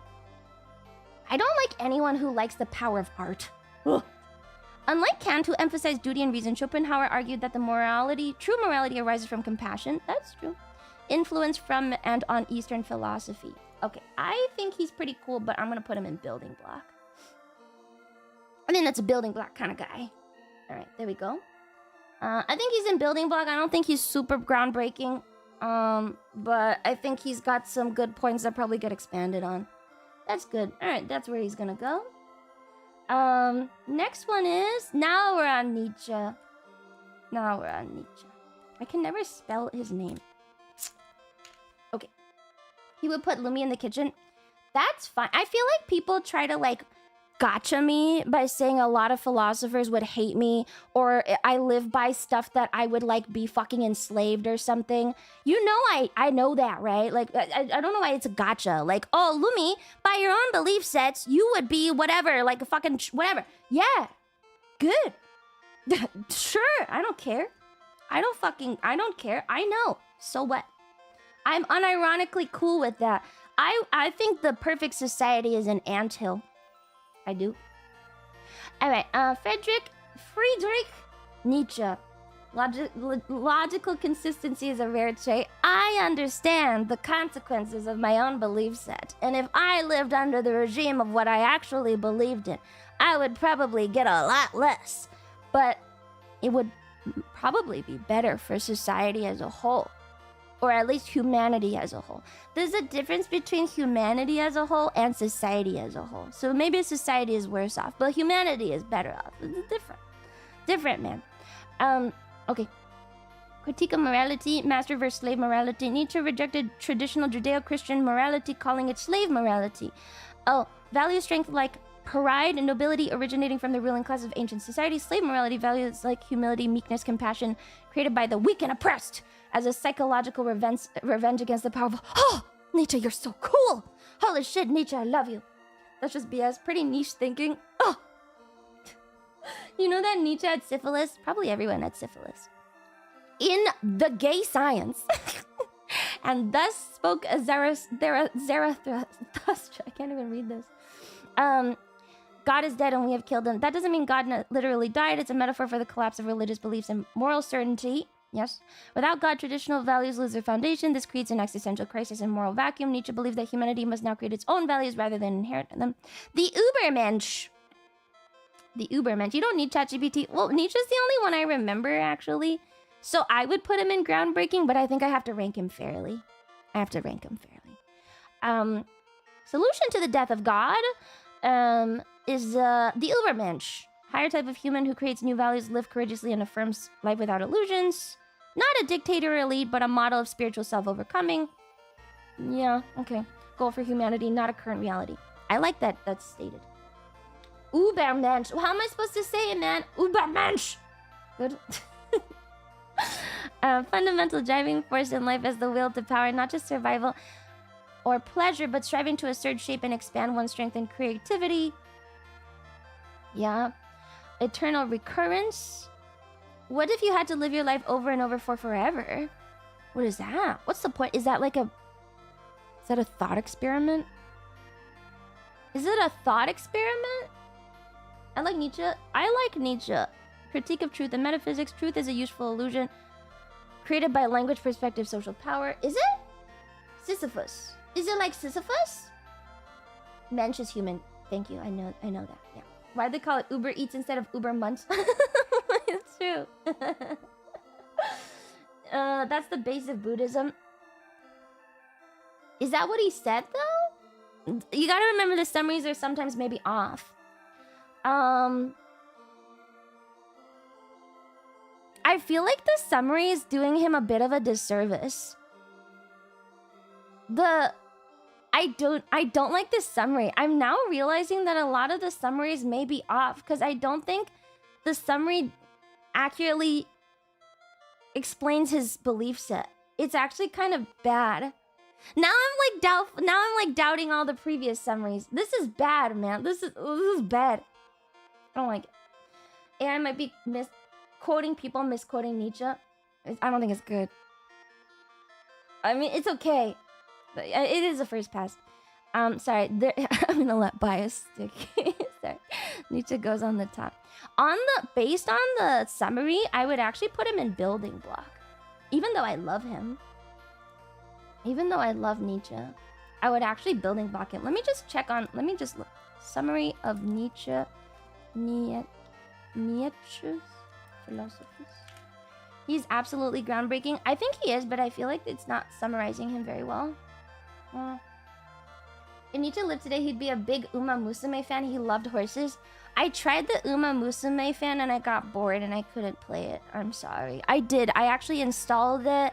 I picked a username and everything and couldn't keep doing it. Tragedy is his sister who took his latest work and messed with it, changing its meaning to be a tool for the Nazis. Oh, really? He's like an acceptance of dooming kind of dude. That's what I always remember. It was like he accepted that life sucks, but you should work towards like bettering it anyway. That's what I remember and I really liked. But I feel like the summary is not doing it. Yeah, top doomer, but like in a positive way, right? Like he was like, you know, life kind of sucked, but it is what it is. It was active nihilism. Yeah, I really liked him. I think we should go off of the basis of the summary though, because I remember him as being absolutely groundbreaking and I really liked him, but I feel like with the current information And because I haven't read writings of anyone else, right? I mean, I probably read some, but I haven't read all of them. I think we stick them in building block just right now, even though... just because, out of fairness, I think we gotta put him. You gaze long into gloomy, the gloomy gazes into you. I would personally put him here, but I think we can't let... I can't be biased. I think that's unfair. Building block where Nietzsche would put himself... Really? We'll put him here. We'll put him here. I might move him later. I like him. To love Lumi is to be a slave to mediocrity, unworthy of the Uberman's shadow. Nietzsche probably groundbreaking. Life sucks, but it's not a reason to give up. I really liked him. I was also, when I was in undergrad, when I was in philosophy, I was super fucking sad. So that's probably why I liked him so much at the time. Isn't applied on secular gods, and that's where the limitation is mostly on people and society as a whole. Yeah, he's not an atheist, and I don't like when people Reddit him. It's kind of annoying. Okay, Guattari. He's in the 1930s. Are we skipping too much again? I need like a date range for everyone. Saussure is 1857. Arendt, 1906. Schmidt. Carl Schmidt. Man, who do we go for next? Carl Schmidt, 1888. What about Vogelin? Vogelin? We don't have many between 1908 to 1945. Vogelin, philosopher. Vogelin? How do I say his name? Vogelin. This is so annoying. Vogelin. Next is Camus. Oh, is it Camus time? Okay, where did I stick him? Tolstoy? I don't think he's a fucking... He's not a philosopher! He's not a philosopher! Where's his dumb beard? Is he a fucking philosopher? What about Bergson? Bergson was 1859. What about... Schuon? Oops, Schuon. Googling him. Schuon, 1907. What about Kafka? Kafka, 1883. He's near. What about Gramsci? 1891. What about Comte? Wait, Comte, philosopher. Like the cheese. This guy's 1798. Holy shit, we fucking skipped him. Oops, put him over there. Herbert Spencer, 1820. This guy. And anyone else look really old? Does anyone else look really, really old? What about Max Weber? I know that name. Oh my god, Weber's gotta go over here with the rest of the fucking comment. Okay. Good. Good. We might be good now. We might be good. Yeah?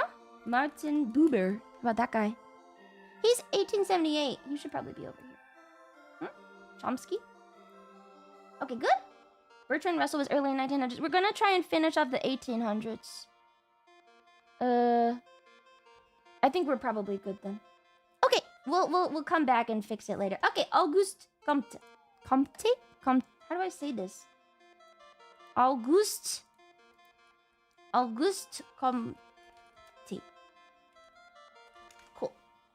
Poor Alexis de Tocqueville, he could never catch a break. Sorry, Tocqueville. Sorry. Comte? But that's an M. Really? Comte. But Carl Jung? He's not a philosopher. Father of positivism, one of the founding figures of sociology. Oh, okay. Famous philosophical contribution is positivism. True knowledge only comes from scientific observation, empirical evidence, and logical reasoning, not from metaphysics or theology. Oh, he hated Schelling and Spinoza. Oh no, he hated metaphysics. Okay, philosophy should align itself with methods and goals of natural sciences. I think I know this guy.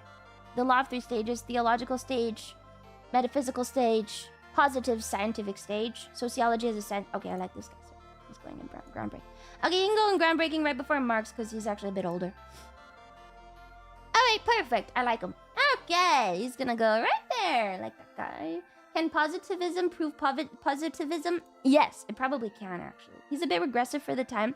I think he pushed knowledge forward as a whole. How is this rage bait? How is this rage bait? How is it rage bait? You're so wrong. You're so wrong, man. You're so wrong, man. If you're doing lots of, will you include Confucius? I did not make this tier list. Actually, there were some comments on the last stream where they were like, where's Confucius? Where's Confucius? I did not make this tier list. So I'm just going off of what is here. We can technically add if we really wanted to, but I don't care and there's too many. Anyway, Confucius would probably be... He'd probably be a building block anyway, right? We can add people later. There's too many and I don't care. Confucius is kind of... It's just stating... I mean, it's stating facts. He'd probably be a building block kind of guy. We don't need to think too much on him. He didn't say anything crazy. Okay, Herbert Spencer has lost the mandate of heaven. Is Julius Evola not everyone is on the list. I'm sorry I don't have your favorite philosopher. Okay, Herbert Spencer. The one comment of mine that she has read in the last 30 minutes. What did you write? What did you write? No idea. Moving on. Sounds good. That looks fine for now. Comte was the 1700s. Oh, that's relevant information. Confucius say, man learns peaceful solutions when a mosquito lands on his nutsack. Okay, Spencer. Social Darwinism, evolutionary philosophy. Oh, survival of the fittest. He coined survival of the fittest? Really? Social progress results from the natural competition among individuals. He coined it? Not Darwin? Seriously? No, Lao Tzu is not fucking... No, he's not a building block tier. He is it? Evolution was a universal law applying to biology, psychology, sociology, even ethics. Oh, he's our stand-in for Darwin. He's a Darwin stand-in then. Okay. C.S. Lewis wrote stuff on Christianity? Yes, he did. Spencer attempted to unify all human knowledge under one grand philosophical system, which he called synthetic philosophy. Integrate insights from biology, psychology... Okay, whatever. Emphasize that all phenomena, physical, mental, and social, can be explained through natural laws and evolutionary development. That's a little reaching. But I like the effort. Good try. Too much, though. Spencer was a strong advocate for liberty, individual rights, minimal government intervention. Okay. Another utilitarian. One of the earliest founders of sociology. Compared society with biological organism with parts of that work together to... I think he's reaching. I think he's reaching a lot. I'm putting him in derivative. I like he's trying, but he's trying a little... It's weird. So he's not like bad. He's just derivative, I think.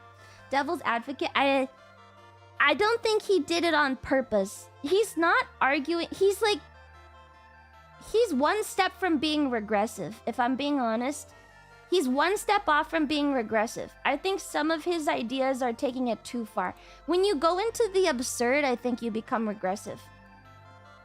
I think he's gonna sit in derivative. He's not a devil's advocate because some of the stuff he's saying is not wrong or even contrary to the popular belief. He's just writing it in a way that's weird. I don't think he's playing devil's advocate here. I think he's just not that good. He's just not that good, okay? That's where he's gonna go. All right, Weber. Next, we got used to the movement. We good. He has silly hair. He's a gun to ground. No! No, man. Okay, Max Weber. Weber! Next one. Max Weber. German philosopher, sociologist, blah, blah, blah, blah, blah, blah, blah, blah, blah, blah, blah, blah. Okay, it's typing. Isn't Weber a scientist? Technically they can all be scientists, right? They're technically all scientists. He can't articulate his words. He's like me. He's like me. I'm derivative too. Modern social theory, rationality, bureaucracy, religion, and sociology of knowledge. They're staying. Okay, literally me for real, for real. Weber emphasized the need for understanding in social sciences. To understand human behavior, we must interpret the meanings and motives behind actions. Unlike natural science, social science must deal with subjective meaning, not just external causes. Yes. Hermeneutic. What is this? Confucius covered learning, the nature of self, ethics, and government like Socratic tradition 50 years earlier and thousands of miles away. Yes. Thought developed independently of other thought around the world. Yes. That's true. But maybe he could be better. Look, these two tiers are not that far apart, okay? I just don't think we need to think too hard about Confucius. Because at the end of the day, he did a good thing, and he would be in one of these tiers. You know, that's it. There's not that much else you can really say about him. He didn't say anything crazy to us nowadays. We need the anime, the whole team. What anime? You believe that the elite, or the ones putting the effort to educate themselves, would eventually find meaning behind the puzzles? It was a prevalent thought of the time. Well, that makes sense, no? Because the elite are the ones who have the time to think. That's the only... Right? That makes a lot of sense, no? Weber identified rationalization as a defining feature of modernity. Society increasingly operates through calculation, efficiency, predictability, and control. Different types of rationality. True? Isn't that true, though? Instrumental means and rationality, value-oriented, effective emotional action, and traditional action. Over-rationalization leads to an iron cage, a bureaucratic, disenchanted world where human freedom and meaning are diminished. That's probably true. Protestant ethic. Oh, a Protestant! We found one. The development of a modern capitalism was influenced by religious ideas, especially Calvinism. I don't remember. We didn't cover Calvin. Let's see. Major brands of I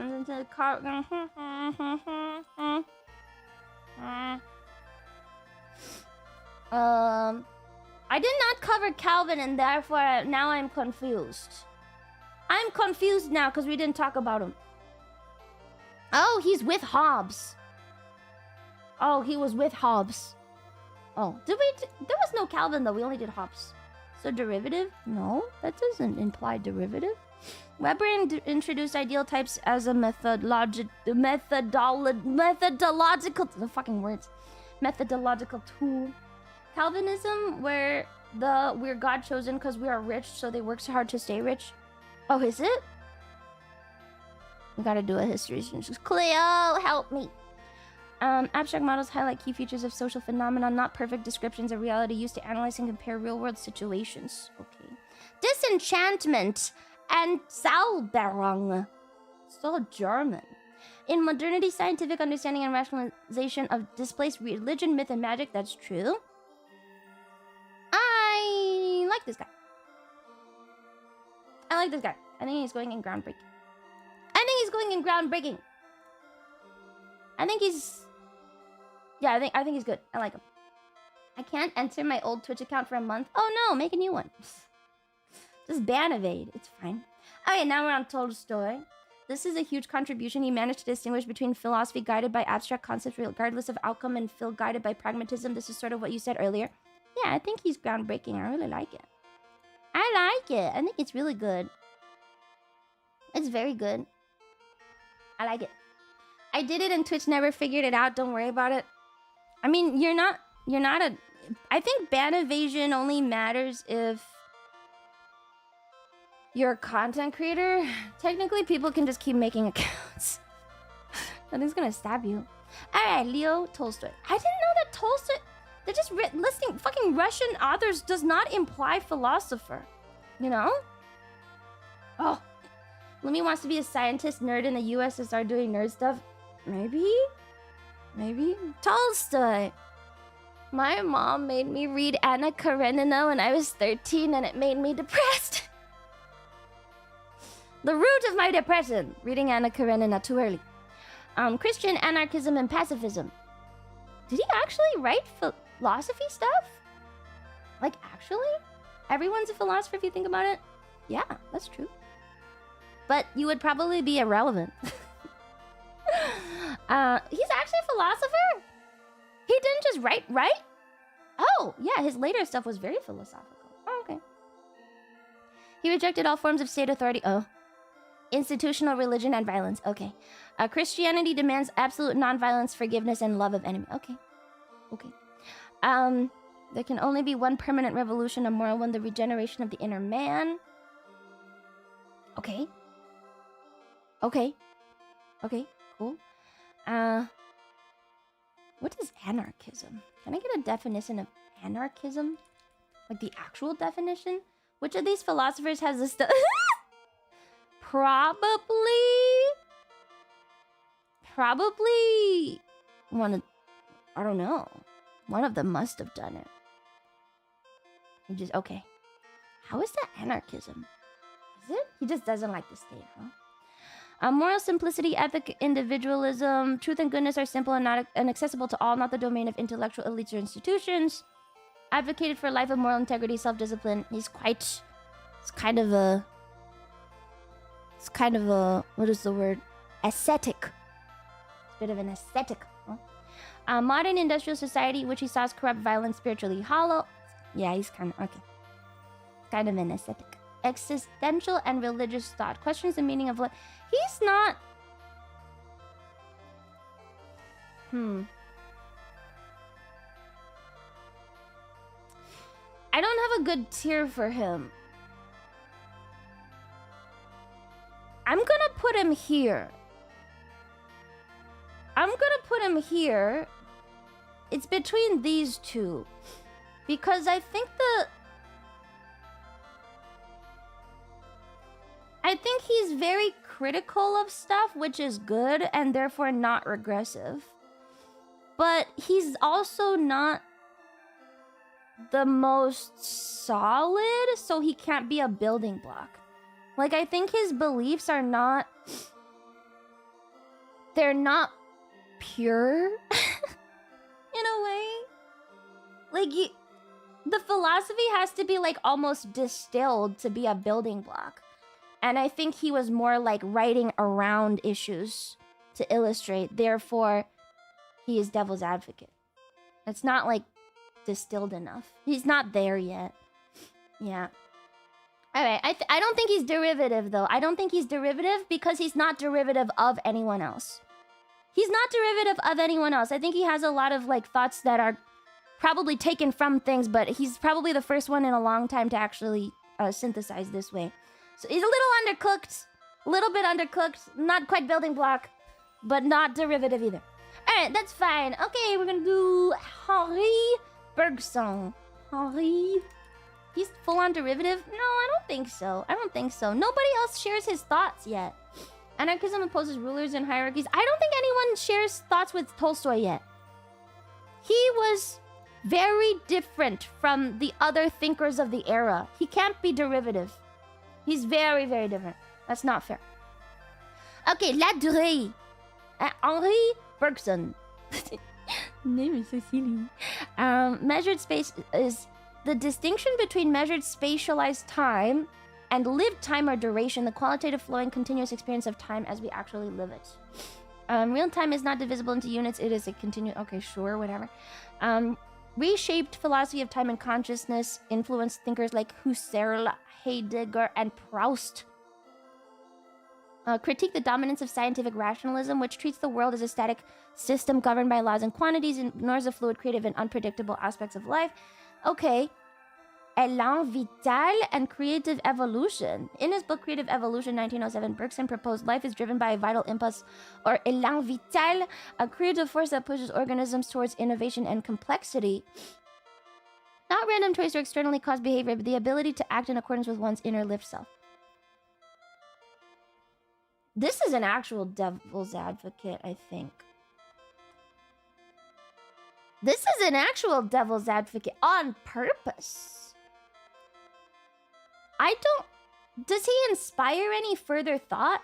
When it's full critiques, it is not a philosophy on its own. I think he did not further any thought, any schools of thought. He only critiqued existing schools of thought. So, like... People probably took his critiques and built on them in different directions. But he didn't have concrete philosophies of his own.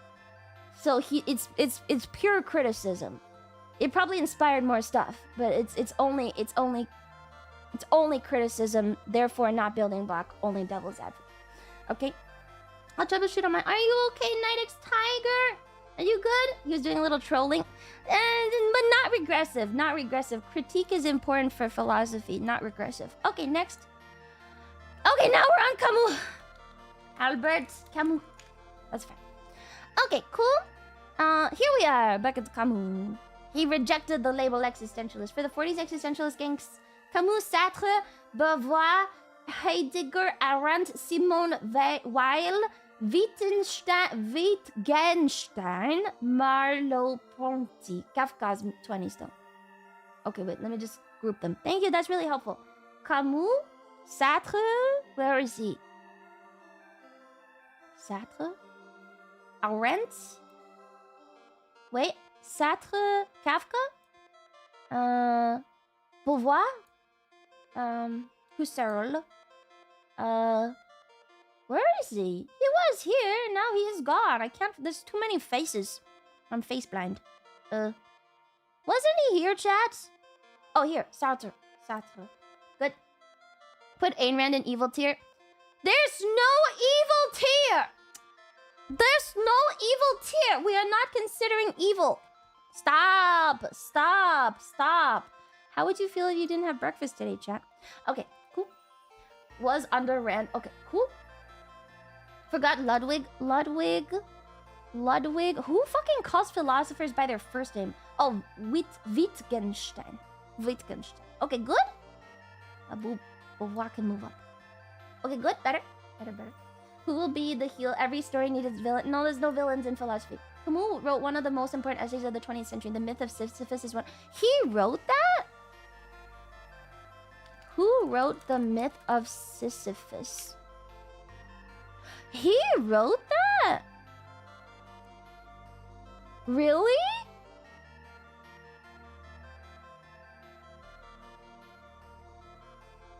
But it's an essay, right? Oh, it's an essay about Sisyphus, around Sisyphus. Not the actual myth. Okay, thank God. Okay.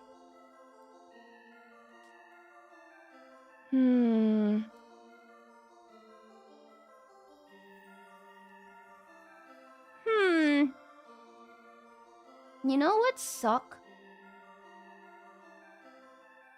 Oh.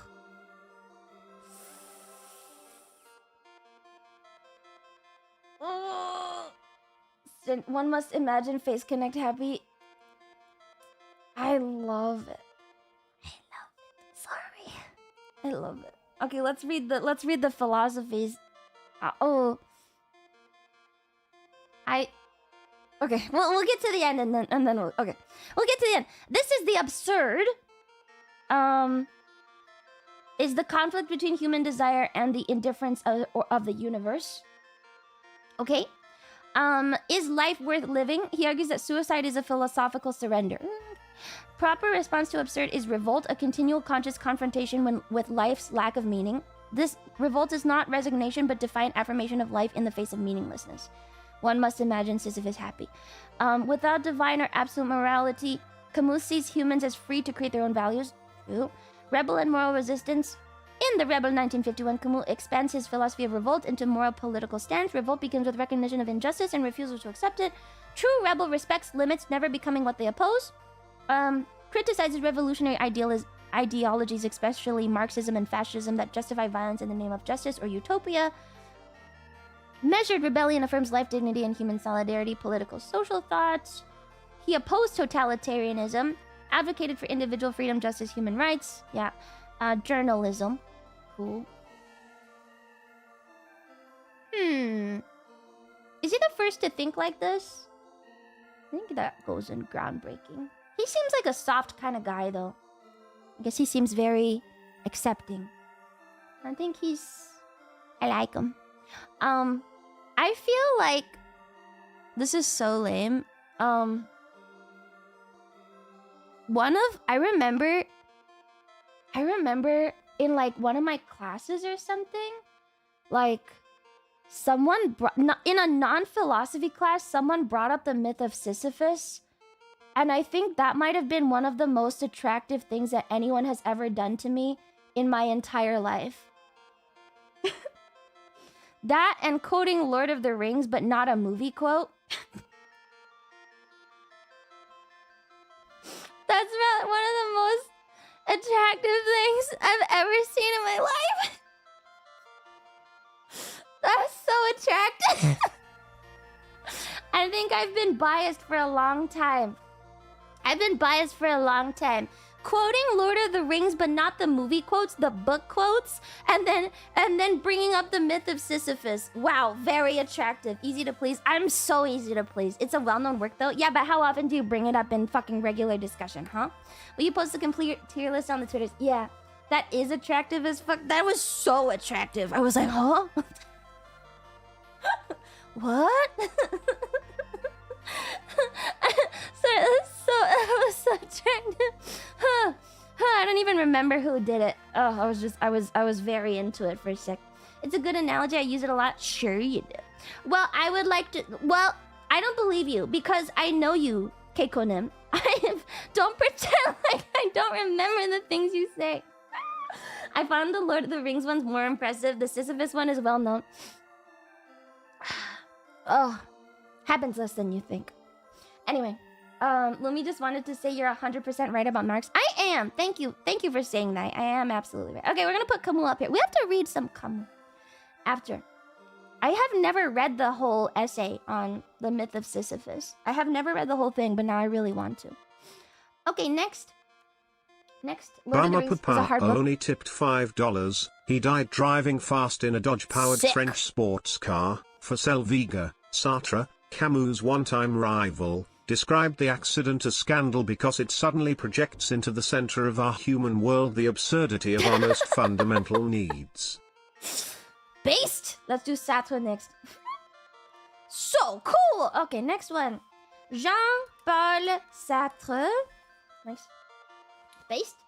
Should I read The Hobbit before Lord of the Rings, or is it not necessary? You don't have to. You don't have to. If anything, I remember I had the original box set. My parents bought me the original box set, and Hobbit is last. So you usually read the trilogy first, really get into the world, and then you can read the Hobbit after. It's fine. You don't have to read it first. All right. It's a hard book series to get through. It really is. Like it's tough. Sartre. 20th century existentialism and phenomenology. Existence precedes essence. This means humans are not born with a fixed nature or purpose. Instead, we exist first, create our essence through free choice and action. There's no God or universal moral code to determine what we are, and we must define ourselves. I like the claim. I like it. Very brave. Sartre argued that humans are condemned to be free. Oh, it's beautiful. Oh, it's beautiful. We are radically free because we are conscious beings who can choose how to act, think, define ourselves. Freedom brings a heavy burden of responsibility. We cannot blame others, God, or nature. Oh! So cool! Okay. Man is nothing else but what he makes of himself. I like it. Mauvaise foi. Bad faith. Very romantic. Even refusing to choose is still a choice. That's a big one in literature. Oh, and that makes sense that he's a playwright.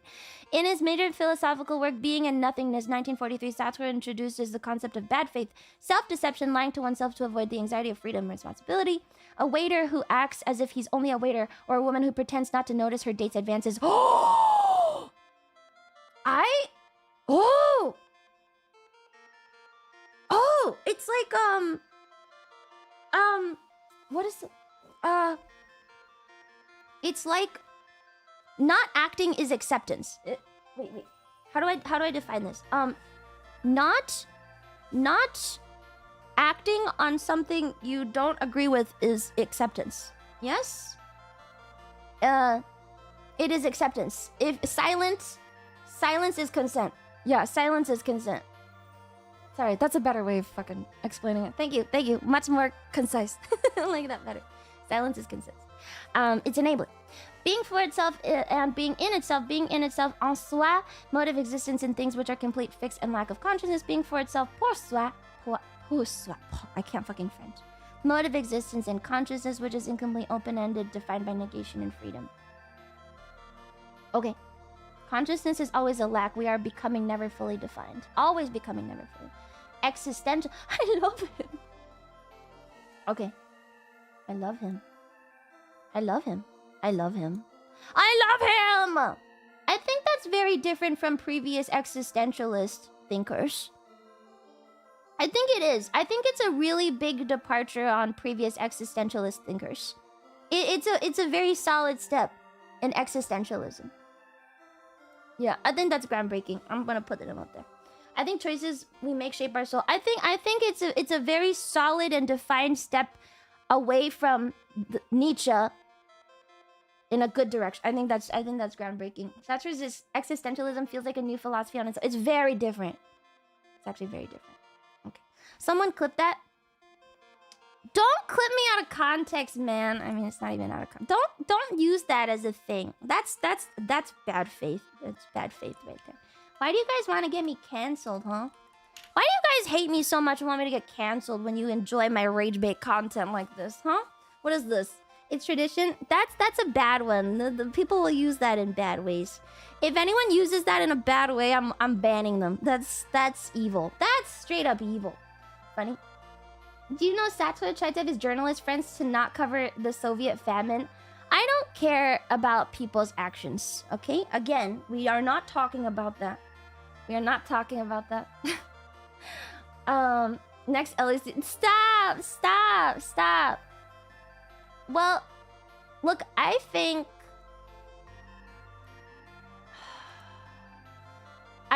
accepting the current state of things and not fighting it is accepting that it is what it is. So it's true, right? Like it's true in a sense. If you don't fight the system, then you accept the system.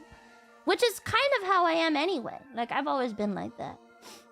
I don't know. I like the guy. Agree. Yeah. Clipping is bad faith. Lumi is a philosopher. That's bad faith. I think if you don't fight something, you accept it. In some ways. I'm sure there's small ways to fight it, but most of the time. SOCKS means... Oh, SOCKS means accepting people throwing socks at you.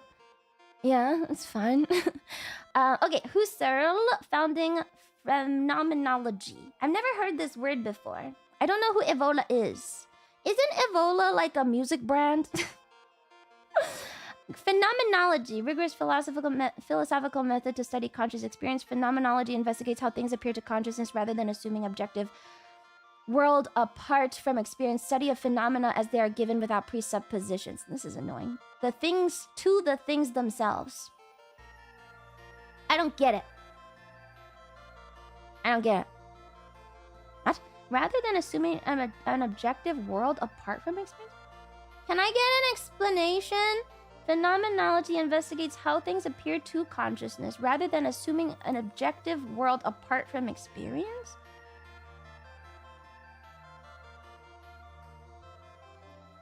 What is a presupposition? I don't know the word. Tacitly assume beforehand. Can we say that's a bias without bias? Oh, but a thing that exists without things before. So this is more of the... We're back to a thought is a thought. We're back to this? Who was that? That was... Impossible. Not this. Hegel. Coming to a conclusion before getting the evidence? Is that it? No. I feel like we've gone back. I feel like we went back. I don't know. Unless I just don't understand it. Like accepting things for what they are as themselves. Reaction against psychologism, empiricism, and scientific naturalism, which he believed distorted philosophies. No, it's the opposite. It's the opposite of what it is. It's not taking things as it is. It's reactions to the thing. I feel like which we've already stated before. Right? We've already said this before. All consciousness is consciousness of something. Mental acts always directed towards objects, real or imagined. Meaning and objectivity are structured by this intentional relationship between subject and object. Subjectivity and meaning central to philosophy. We've already done this. To get pure phenomenology is groundbreaking. Argues we should not think of experience in terms of physical, external causes or internal thoughts, perceive things. Now what? Very basic. I don't get it. I'm stupid. I need a better explanation. This isn't doing it for me. I'm Googling it. Husserl. I don't understand phenomenon. This is gonna go in the I don't understand tier. It's going in the I don't understand tier. Philosophy. Let's see. This is going in the I don't understand tier. I'm not judging it. I don't understand. Focus on the study of consciousness and experience, emphasizing the importance of direct subjective experience in understanding the world. Is that not what we all... Haven't we already said this? How is this different from previous stuff is my question. How is this different from... How is this different from before? I feel like we've been here before. I can't remember who said it though. Oh my god, I cannot remember. Wait, which philosopher believed that?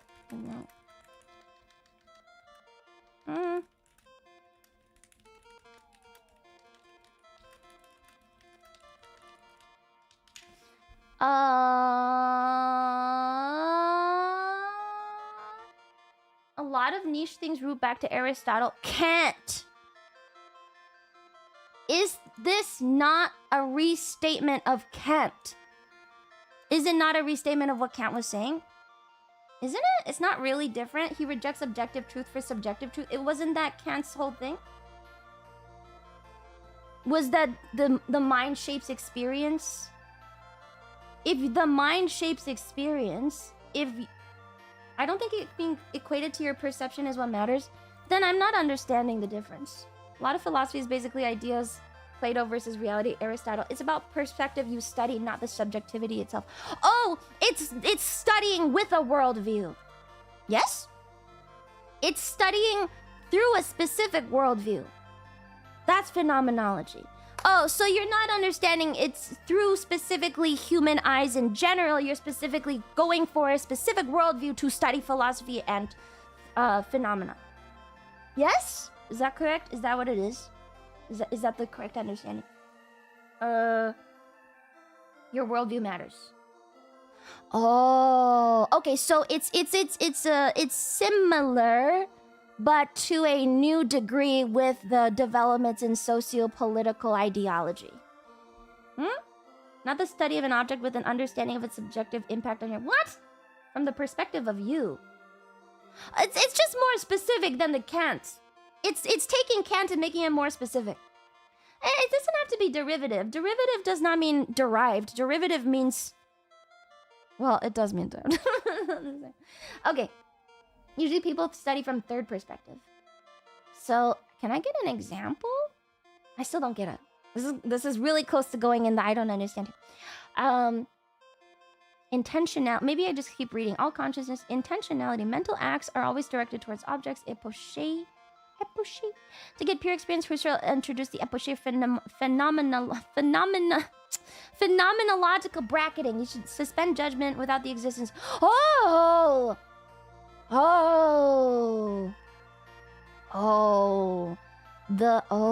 It's up without empirical assumption. Oh, I see. Okay. Develop the concept of the life world. Life world is a pre-scientific world, everyday lived experience, the shared background and meaning that science takes for granted. Science had become too abstract and disconnected from human life. Philosophers must return to the concrete structures of experience that ground knowledge. That's kind of different. Constitution of meaning. Objects in the world are not just there, but constituted through 8 acts of consciousness, perceiving, remembering, anticipating, temporal, and horizon structures. We always encounter things from perspective in time with expectation. Oh, sorry. It makes a lot more sense if I keep reading. Okay, at the beginning it was kind of weird. Okay. I think we put him in groundbreaking. I'm a little bit far from the time. I think I put him in groundbreaking. It's kind of weird, but I think if he created it, that's definitely groundbreaking. Creating phenomenology is definitely groundbreaking. Okay, we'll put him up there. You see a banana. It's not about the banana. It's how about you. It is for you to see. Yeah. It's a little meta. Okay.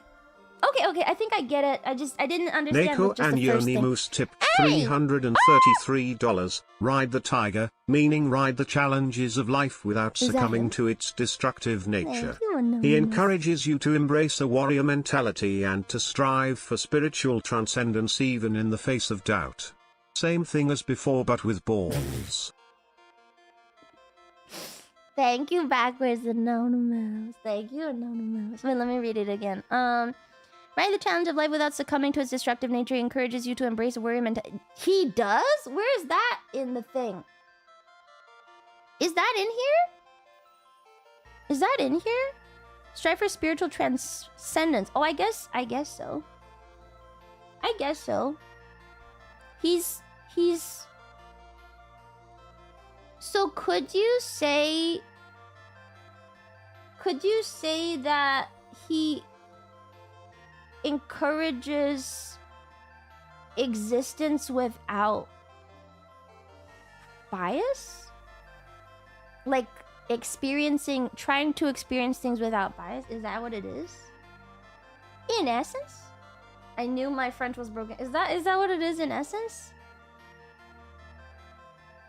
If that's his whole thing, is that we all see things, suspension of bias is one. No reverse. It's more like we need to always consider there is bias. I'm talking about like the application of bias. He says bias is inevitable, so don't try it. Oh, bias is inevitable. How is it a warrior mentality? I'm confused. I'm confused again. Just roll with it. Oh. How is it a warrior mentality? Just, there's no way to remove bias. I had it, now I'm lost it. It's his philosophy? Is it? Huh? Read Throne and Altar. I have to read it later, man. Alright, well, I liked him. I'm not seeing the warrior mentality part, but thank you, Anonymous. I'm not seeing that part. We'll get there. I liked his basis of stuff, so we'll leave him in groundbreaking, but I don't see the other parts yet. We'll get there. Will you read about them properly later? I will. I was reading the Tolkien essay last night. I was reading the Tolkien essay last night. It made me happy. Okay, Hannah Arendt. Next. This is still taking forever. Arendt. Backwards Anon brought up an entirely different philosopher. Oh, did he? Maybe that's why I was confused. Oh, okay. I wasn't sure. I was like, I don't know if this is the right guy. Okay. Thank you, Backwards Anonymous. More Lord of the Rings. Well, no, it's on. I'm reading On Fairy Stories by J.R.R. Tolkien. Because I wanted to talk about the monomyth, so I've been reading. It's pretty long. It's 41 pages. So, yeah, I've been reading it. It makes me happy. I like his writing. Sometimes you just read someone that writes very well, and it makes you happy. What philosophy is that? What philosophy is it where you reach higher than where you currently are and you feel happiness that way? It's pretty cool. Okay, utilitarianism. That seems oversimplified. No? Isn't that virtue ethics? Maybe. It felt good to strive for something higher. Maybe. Is it virtue ethics? What is virtue ethics? Have we gotten there yet? Or is virtue ethics really old? Who has a big focus on virtue ethics? Are we there yet? She read the paper I recommended. Yay! Yay! It's old. No one's like expanded on it. No one's expanded on it at all. Only tipped $5. Rand's dad put himself through college, chemistry, and helped his siblings too, and started a pharmacy. He had it taken by the commies, refused to work with the Soviets, and told Ayn he was proud of her drive and intelligence. Arguably her books let him win. Alright, well, we'll get there. I guess as old as the Torah, is it? Some have expanded on it. Aristotle's one of the big three. I guess it just never changed from what it was. And we're on Hannah Arendt.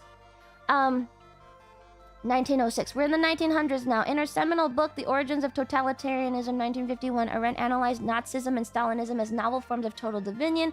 Totalitarian regimes use terror propaganda. This is an analysis. This is not a... I don't know if this is... This is an analysis. This is not useful.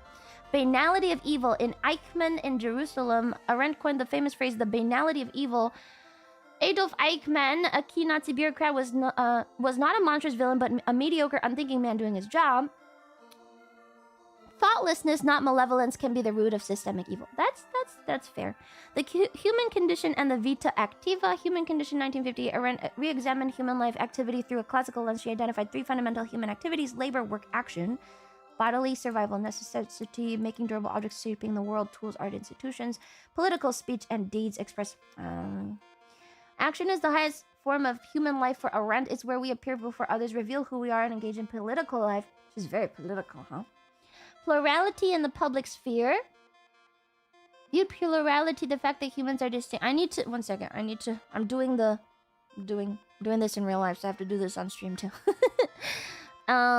She believed freedom exists only in the presence of others, in public debate, cooperation, and collective action. It's an interesting thing to think about. Critique of modernity and technocracy. Modern societies replace action with behavior, freedom with control, and judgment with conformity. She criticized the rise of bureaucracy, technocracy, and consumerism, which devalue human initiative. Okay. Totalitarianism for her is not an aberration, but a logical outcome of a depoliticized, overmanaged world. Crisis of thinking, judgment. In her unfinished work, The Life of the Mind, Arendt explored thinking, solitary activity that creates distance from automatic behavior. I find her to be largely reactionary. I kind of think she is largely reactionary and therefore is derivative. That's very reactionary. I don't think she has... It's a lot of analysis. I think the banality of evil is a good one. So she's not like Reddit or anything. But I think most of her stuff is very reactionary. Derivative. Alright, next. Wittgenstein. How do I pronounce this? She's good, but not a... Yeah, just not very thing. That is the most Reddit thing you could ever say. Lol, evil is banal. But I don't know if anyone had said it before. You know, like... I think it's an important thing to note as far as philosophy goes. I think it's an important thing to say. You know, because it's stupid. But you have to say it. Someone has to say it. Someone had to say it, though. That's all I'm saying. Anyway, she's derivative. Wittgenstein. Wittgenstein or Wittgenstein? Wittgenstein. It is Stein. Austrian. Okay. Tractatus Logico-Philosophicus. Wow, what the fuck? Structure of language reflects the structure of reality. True! Picture theory of language. Ooh. Logical positivism, Vienna Circle, sought a final logical structure to reality and thought. Later rejected this approach. Oh, that's cool. I like that he went back on it. That's cool. Later Wittgenstein, Philosophical Investigations, 1953, posthumous. Oh no. Language is not a fixed system of logic, part of a... Oh! He's big on language, huh? Private language. You can have a language that refers only to private sensations like pain without any external... Yeah. Anti-theoretical approach to philosophy. Saw philosophy not as a science but as a therapeutic activity. Aim of philosophy is to clarify thoughts, not construct grand system or theories. I like him. Groundbreaking. I like him. I like that guy. Best thing that can ever happen to you in philosophy is being proven wrong and realizing why. Yeah, I like that he went back on it. That's really, really cool. That's cool. I like that of him. Okay. I think the language realization was really big. He was the one who made that? He was the one who first made that realization? No one else thought that? I feel like I've never heard his name before, but I've heard the argument for language in thought. And I don't know where it came from. You nearly got it? Is he the first one? He's the only one? Was it? Wittgenstein made me realize probability is just a function of our own knowledge of the world. An all-knowing entity would have no use for the word probability. That's very true. Language games are him? I think St. Augustine said that. Linguistic stuff is pretty cool. Okay, I like that. Next. Kafka was not a fucking philosopher. And LuMemes tipped $69. Sounds like a lot of Babel to me. I mean, it kind of is. Why is Marx on top? I'm not going over this again. We're not doing this again. We're not doing this again. Don't talk about where Marx is. I don't care what you think. I am correct. Okay. Kafka. He's not a fucking philosopher. I don't understand. Characters trapped in impersonal, incomprehensible systems. The trial, Joseph K. is arrested, and okay, so things just happen to you, yeah? Things just happen to you. Critique of modern institutions alienate the individual or raise meaning. Marx on the top because he was groundbreaking, like an earthquake. Yeah, like an earthquake that opens a chasm to hell. Okay, he dug a huge hole in the ground. And everyone fell into it and died. So yeah, he's groundbreaking. Existential anxiety and this is another absurdist person. Huh? Kafka's stream right here. He's like a natural disaster. A natural disaster is groundbreaking. Disorientation, guilt, helplessness in a world that seems arbitrary and absurd. I don't understand why he's even here. Like, what the fuck? Irrelevant. Fucking irrelevant. Irrelevant, Kafka. I'm sorry, irrelevant. You are irrelevant. You are not a philosopher. If anything, derivative. Irrelevant. Nope. He's not a fucking philosopher. I don't think that counts at all. This is just writing on it. If anything, he would go in derivative. He can be here or he can be here. You guys can choose. Derivative or irrelevant. He's irrelevant. He's just a writer. Writing essays on stuff does not make you a philosopher. Unless you publish.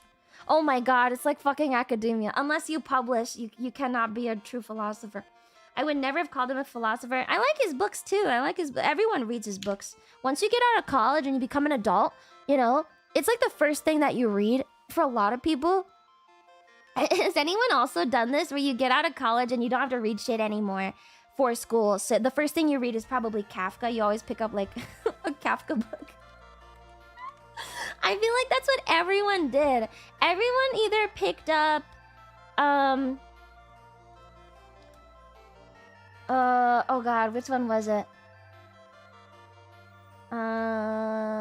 Everyone either reads Metamorphosis or there's another one that's really, really popular that gets read a lot. I can't remember which one it is.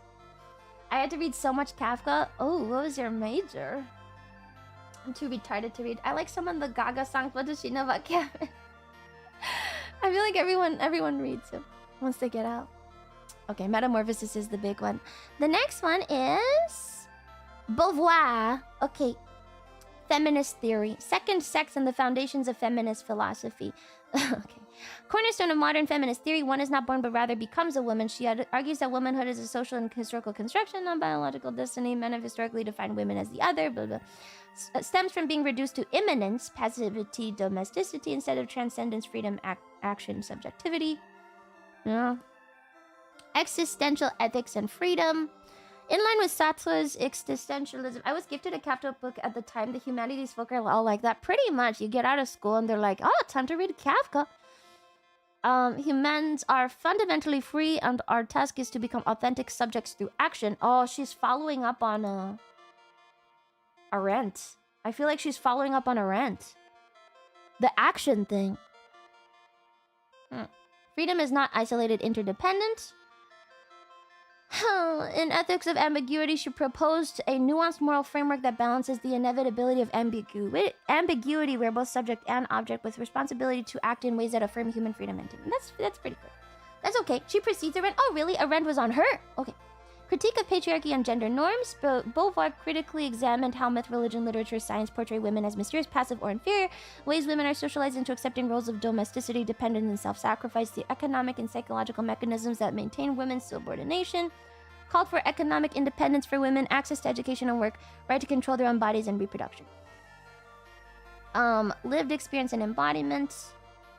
Center the body in discussion of identity and ethics. Challenge Cartesian dualism by emphasizing we're not just minds, we're situated embodied beings. Political engagement and writing. I think she actually has to, okay, I think we have to put one feminist in groundbreaking Otherwise, we're being unfair to everyone else. I think we have to put one feminist in groundbreaking. And if it's gonna be anyone, I think it should be Beauvoir. I think it has to happen. Tipped $6.67. We'll have a stern talk after this stream, young lady, about the placement of Marx in the tier list. Groundbreaking is groundbreaking. I don't care. I don't care. Groundbreaking is groundbreaking. We have to put one feminist in groundbreaking. I think the development of feminism as a movement is groundbreaking. Even if it has changed a lot, I think one has to go in there. Has to have at least one. She's the diversity hire. She is the diversity hire here. I think that's completely fair. This is pretty late feminism. Yeah, but I don't like the only other feminists were John Stuart Mill, which I thought was a little lame, and Arendt, who I don't like. So this is the first one that I don't dislike. That's the thing. This is the first one I do not dislike. I think she's fair to make her arguments. It is fair to make the argument. That does not make it groundbreaking. Feminism is... Well, who would you put in as the feminism groundbreaker? Someone has to break ground for feminism. And if it's not Mill or Arendt, then it has to be Beauvoir. You know? The only issue is that they were on the list, but they are on the list, so here we are. Yeah, I mean, I don't know how influential... Her other thing, the existential ethics and freedom stuff, is a little derivative. I think her existential ethics and freedom is a little derivative. It's not really groundbreaking or anything, so it'll go here. But I think for feminism, I think she goes in groundbreaking. Otherwise, there's no one that I really care about enough to put up there. I think that's fine. We put one feminist in there and we call it a day. All right, Martin Buber. We don't want you cancelled, so good call. I have no issues with early feminism. Okay. Next, Buber. Martin Buber. Cool. He is 1878 to 1965. Philosophy of dialogue, I and thou, ich and du. Ooh. Central idea, there are two fundamental modes of relating to the world. The world is experienced as an object. Relationships are instrumental, analytic, and detached. We use or categorize others / things. I, thou, a mutual, direct, and present relationship. The other is not an object, but a person encountered in their full being. All real living is meeting. This dialogical model challenges interpersonal utilitarian views of human relations and calls for authentic encounter with others in the world. That's pretty good. Is Marx being praised or insulted? No. He just is. Stop trying to define Marx by good versus evil. He is neither good nor evil. He just is in the context of stop being fucking stupid. This is cool. Relational ontology. Rejected the idea of isolated individual as starting point of philosophy. Oh, instead the self is formed through relations. That's true. God as the eternal thou. In I and thou, Buber described God as a thing, not as a thing or doctrine, but as the ultimate thou. God is encountered not through abstract theology, but in the depth of personal relationships and moments of genuine presence. I like that. That's good. Ethics of responsibility and presence. Oh, okay. Cool. Cool. Ethical living involves being present. I like a lot of his stuff. Also Hasidism, major interpreter of Jewish mysticism. Translated and retold Hasidic stories to highlight their emphasis on joy. I feel like that's not related to anything. Oh. Okay, well, I like his philosophies. I do like his philosophies. I like his thoughts. I don't think he's particularly groundbreaking. But I like his relationship-based thoughts. I think that's good. I just don't think it's very... Like, he's not... He's second to Wittgenstein. He's kind of second to Wittgenstein. And some of his... He's not a building block. He's probably derivative. He's just not very strong in anything. I didn't pay attention. I was too busy getting baited. I don't think he's particularly strong in anything. I think he's just saying some stuff that was already stated. I like like the way he presents it. It's like a good retelling, I guess, if you like that stuff. Okay, cool. Felix Guattari. Ooh. Mostly important for religious philosophy. I think religious philosophy has really fallen off at this point. We're kind of out of it. Okay, no more Buber. Guattari, French philosopher. How do we even say this? Guattari? Something? Schizoanalysis versus psycho... Oh, schizoanalysis, the word. Guattari developed schizoanalysis as a radical alternative to Freudian and Lacanian psychoanalysis. There's no Freud in here. Rejected the idea of Oedipus complex as a universal model for the unconscious. Saw desire is not a lack, but a productive force that constructs reality. This seems like a scientist kind of argument. Are we... Is he even a philosopher? Is he even a philosopher?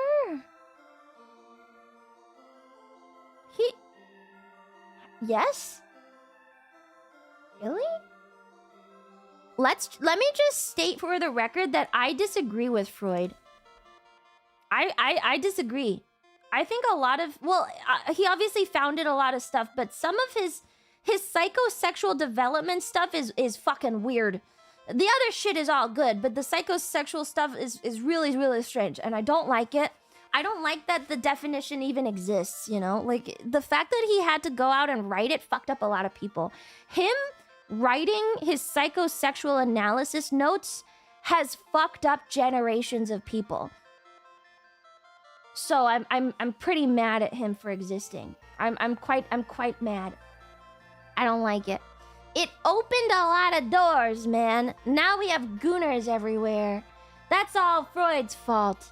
Okay, in Anti-Oedipus, Thousand Plateaus, Guattari and Deleuze co-authored the 2-volume Capitalism and Schizophrenia, which became foundational text for post-structuralist philosophy. We're in like a new era. Desiring machines, unconscious functions like a machine connecting flows of desire and production, body without organs. Whoa. A metaphor for body free of impulse structure, an open field of potential and transformation. There's so many words. Deterritorialization. Process by which systems break down meaning or identity, deterritorialized, then restabilized or captured again. Osteoblasts. Osteoblasts. Rhizome, a non-hierarchical, decentralized model of knowledge and organization, contrasting with tree-like or linear structures. Can I see this model? Rhizome. Guattari. Let's look at it. I have never seen... Oh, it's like a... Ugh. Okay, I see. It's just messy. Okay, so not a tree.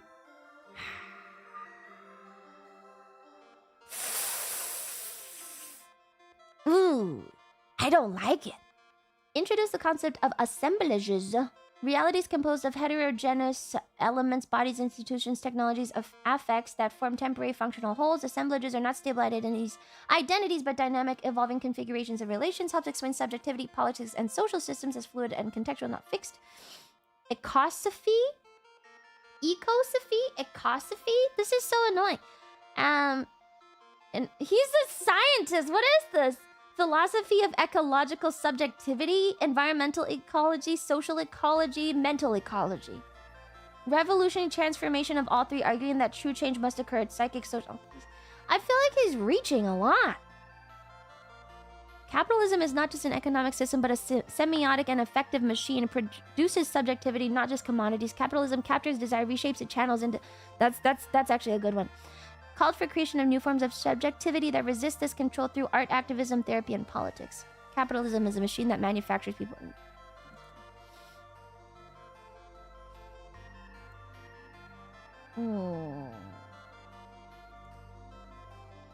He's not Reddit tier. I think he goes here. I think he's actively challenging what was the status quo. I think he was actively challenging it. So yeah, I think he actively challenges. It's not something you build off. You just read it and then you reform your thoughts. He's something that you have to read to reform. I think he's a devil's advocate. That's fair. Otherwise I'd put him in Reddit. Some of his stuff is kind of weird. Okay, that's good. Status quo for the early 20th century was pretty weird. Yes, you understand Hegel but not Spinoza. Yeah, it's too weird. It's too weird. I don't know. I don't understand the metaphysics stuff. Metaphysics escapes me. I don't understand. All right. We're making slow fucking progress. I don't want to do another stream of this, man. I can't do this. Okay, c'est sûr. I want to start reading. I don't want to keep assuming things. I have yet to read anyone's ideas on metaphysics that wasn't pointless. I just don't understand. Hegel at least made some sense. I don't want to do another full stream of this. We have to start reading. Swiss linguist whose groundbreaking work... Okay. Foundation for modern linguists. Another linguist. Introduced a structural approach to language. Viewed language as a system of differences, not a set of fixed words. This is a... Why is it a... Why does linguistics... why is this related, man? Revolutionized semiotics. Study of signs with his two-part model of linguistic signs. Signifier, sound of written symbol. The concept of meaning. Okay. Langue versus parole. Langue, the underlying structure or system of a language shared by community grammar rules. Is this even, like, related?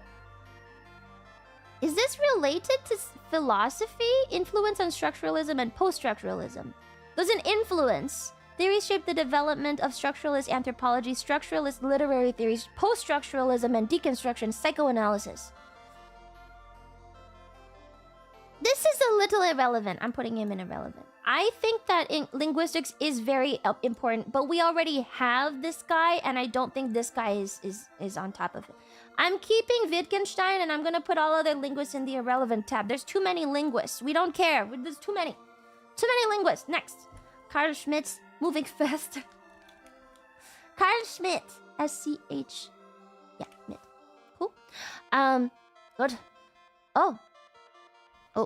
Wait. Okay, wait. Carl Schmitt. Schmitt is based... German political philosopher and jurist. Highly influential, deeply controversial. Sovereignty in the state of exception. Sovereign is who decides on the exception. The sovereign is the one who can suspend the law in times of crisis. Legal norms cannot account for exceptional circumstances. Is he the only one who... Is this the first one who said this? Is he the first one who said this? We've had previous monarchists. The political as friend-enemy distinction. In the concept of the political 1932, Schmitt argued the essence of the political lies in the distinction between friend and enemy. Political identity arises through conflict and possibility of violence. He's Machiavelli, but unironically. Gone to linguistic philosophy, some more navel-gazy of modern philosophy. Worthwhile, but man, it is obtuse. Critique of liberalism and parliamentary democracy. The idea that politics can be reduced to deliberation, discussion, and procedure. He believed that parliamentary democracy was naive and ineffective in times of crisis, but this is only within the context that it is a crisis. Liberalism tries to depoliticize power. It's weak. Political theology. All significant concepts of the modern theory of the state are secularized theological concepts. Sovereignty, judgment, authority in modern politics mirror early religious ideas. I mean, that's true. Schmitt political theory critiques the idea of a neutral, free, value-free state, revealing the hidden foundations of modern authority. What? How religious structure of meanings person. Political theology critiques the idea of neutral, value-free state, revealing the... Huh? Schmitt was right about everything, which is why people will cry about it. He's closer to poli-sci. He's only talking about politics in context of a crisis, though? Does he talk about non-critical moments?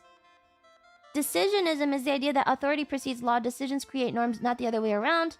In crisis, he's only talking about crisis. Every single summary point has been about crisis. Does he talk about not in crisis moments? Do non-critical moments matter in politics? I think so. I guess contextually it makes sense. Contextually it makes a lot of sense, because he was 1888 to 1985. Oh, he went through both fucking world wars, huh? He's the first one to say this? No one has said this before. We have not done any political philosophers before him that are this political. Every other political philosopher has not been as political. I think this is the first political philosopher that we've really seen with opinions.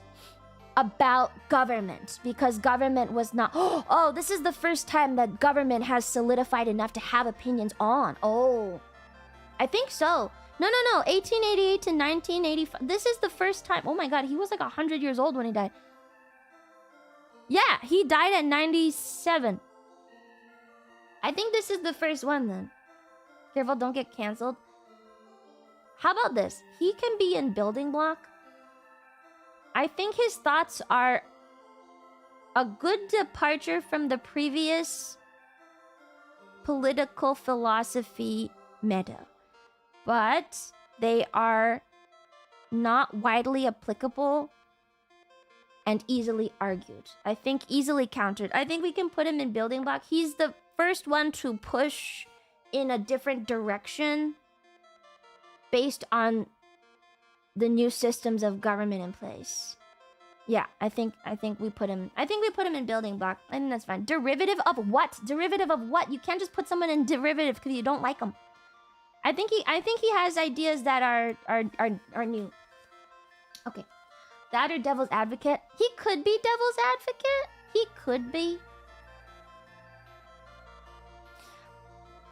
But I think his... He could be devil's advocate, that's fair.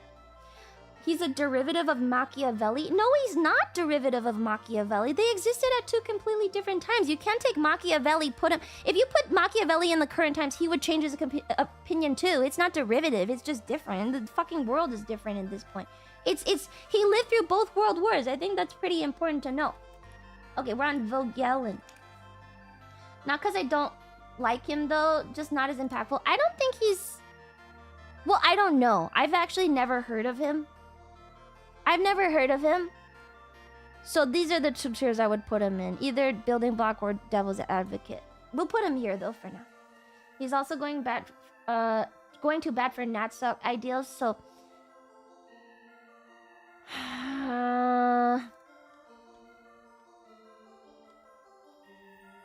Okay, maybe we put him in devil's advocate.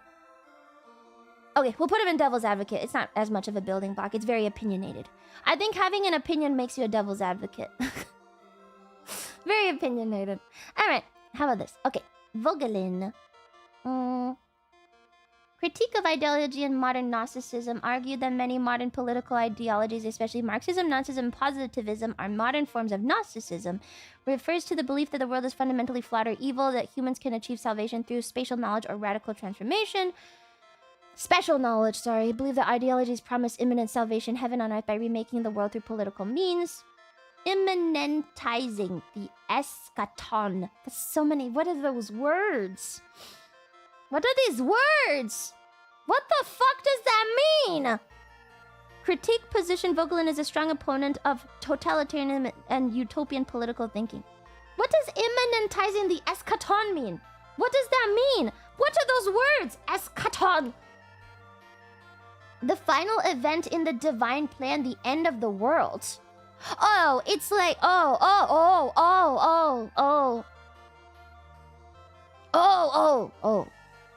I see. Okay, I kind of get it. So it's like, oh, is this the start of accelerationism? He was bored and created words. So it's like the... Maybe it's like taking philosophies too seriously? Something like that. Instead of letting it develop, maybe?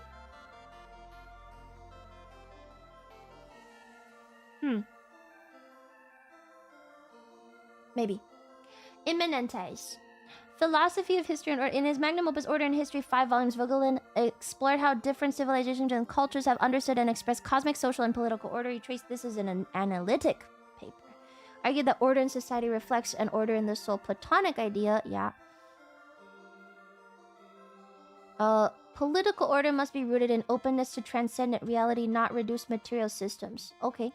Restoration of classical and Christian thought. Vogelin sought to recover the insights of classical philosophy, Plato, Aristotle, and Christian theology as essential resources for understanding politics and resisting modern nihilism. He saw Plato's notion of the soul's participation in divine order as a vital corrective to modern secularism.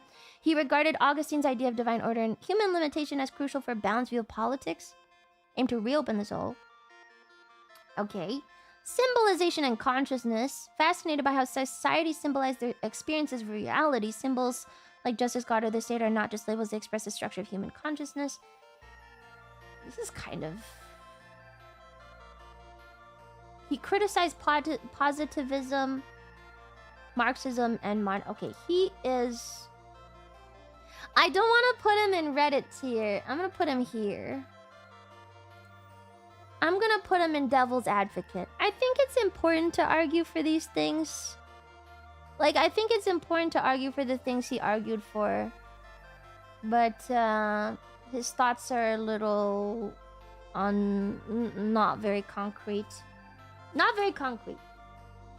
I think we put him in Devil's Advocate. He's not derivative. I think it's derivative does not mean you're bringing back old things and just rehashing them. I think he's rehashing them he's transforming them into modern context, which is not derivative. It's not regressive. It's not regressive. It's important to argue these things. I think he does it in a way that's different from Maistre. I think he does. I don't know. Am I being biased? Am I biased? Am I being biased? I can't tell. Am I biased right now? I think it's important to argue these things. I don't think it's regression. I don't think it's regressive. I think it is... He is making a solid critique. In what context? I can't tell if I just admire his, like... his religious standing. Like, I'm not sure. No, I think it's good that he's going really far back and taking classical philosophy and bringing it back into modern. I think that's good. I think it's fine. It's very phenomenological of you to ask that. I think it's fine to put him where he put him. It's your tier list. That's chill. That's chill. I'm putting it in. I'm not moving it. Okay. Next. Marcus. It's taking forever. Herbert Marcus. I don't get it. I abstain. You got too baffled reading immanentizing the eschaton. I think that's fine. I think that's fine. Well, if you are critiquing modern philosophy for... It's like... Here's my understanding is that people keep treating things like they are the be-all, end-all, or like the final thing. Or like you have to be correct or whatever because tomorrow something will happen. Like we're treating it too much like one opinion has to be right or something. I don't know. That's how I'm interpreting. I might be wrong. I might be wrong, but I think that's the interpretation that I have, which is bad. I think that's what he's saying, because then he follows it up with.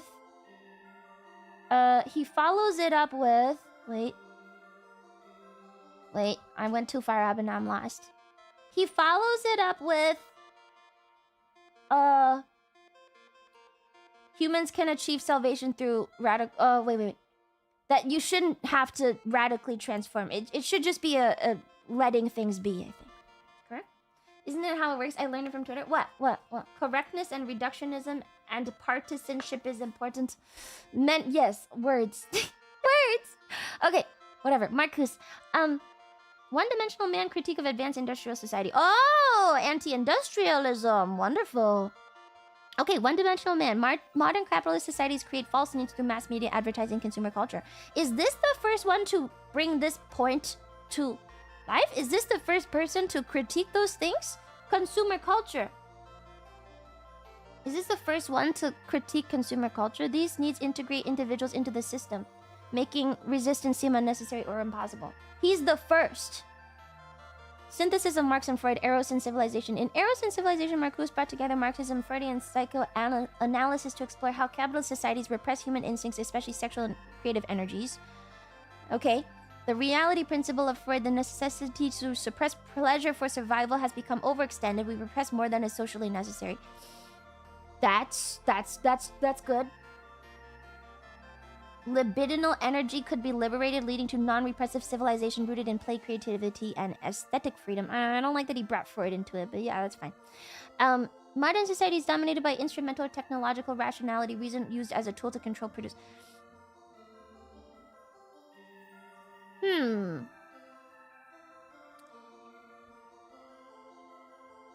I don't think he's the pinnacle of his philosophy.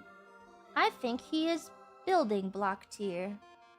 I think he's building block tier. I like what he said. I think it's really good. I think it's really good, but I don't know if he has peaked yet. I don't think he's peaked. What are these tiers?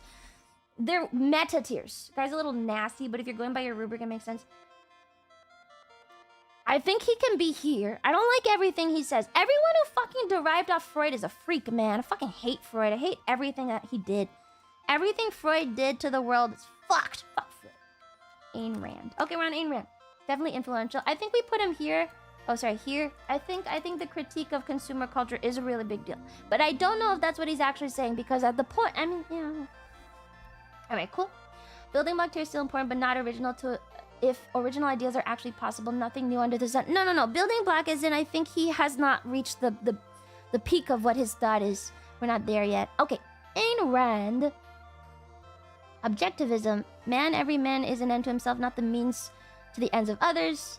Objectivism's core pillars. Metaphysics, objective reality exists independent of consciousness. Epistemology, reason is the only means of gaining knowledge. Ethics.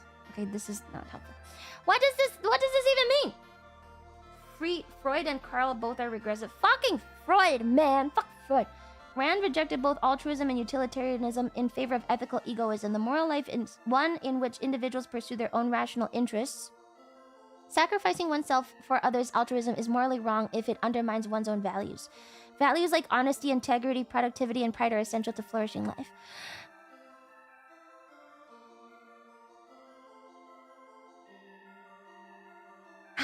Okay. I don't understand. What is her Can I get a definition of objectivism? Capitalism as the only moral system. Rand made a moral case for capitalism, not just an economic one. Capitalism respects an individual's rights and the only system compatible with human freedom. The role of government should be limited to protecting those rights. I wouldn't think of these thinkers as producing new things. They take something already present in the culture, refine it, and then spit it back into the culture. Example. Liberalism, refined exhaustion from religious war, etc. Yeah.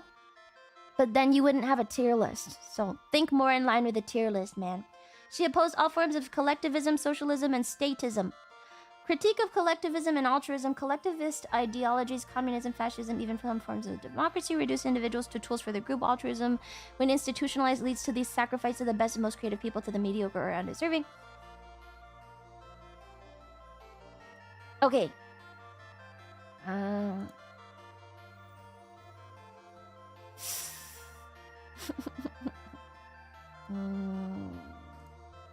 This is pure devil's advocate. I think that's pure devil's advocate. That's fully devil's advocate. I think that is and very. And your Moose that's tipped very $69. Basically, Mouse. Stop being so corked up in denial. Yeah. Get fucking you coward. Let the testosterone flow. Read all smut. You were given balls for a reason. Now use them, you pussy. Don't fuck Freud. Fuck everything else. On an unrelated note, how's your mom doing? Yeah, I don't like that guy, man. I don't like that guy. Marcus kind of weird.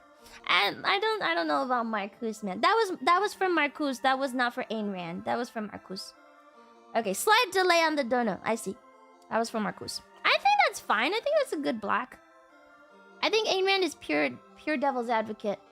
I think that's pure devil's advocate. I think she is still very critical. And it's all critical. It's all critical. Okay. Individualism is devil's advocate. Well, I like the fact that she stated the things she did. I think it's good that she stated the things she did, but they are not groundbreaking in any way. She's not stating anything new for the record or developing a different school of thought. I think she's recontextualizing individualism in a modern context versus socialism and the like. Fair? I think she's just recontextualizing it, which is, we can say objectivism is a recontextualization of previous thought, right? I think that's fine. So I think she's playing devil's advocate where she says these things. I think it's a good point to build off, but it's not a building block because it's not a positive step. It's just taking something and remaking it. I think that's a good understanding of it. Okay, we have 2 more lines. We're almost done. Okay, Antonio Gramsci.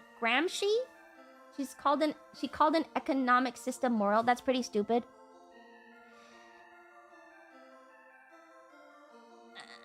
Well, in context, it is Anyo fine. Moose tipped $69. It's for Ayn Rand too, the minx. She has huge prefrontal lobes. Where's she at?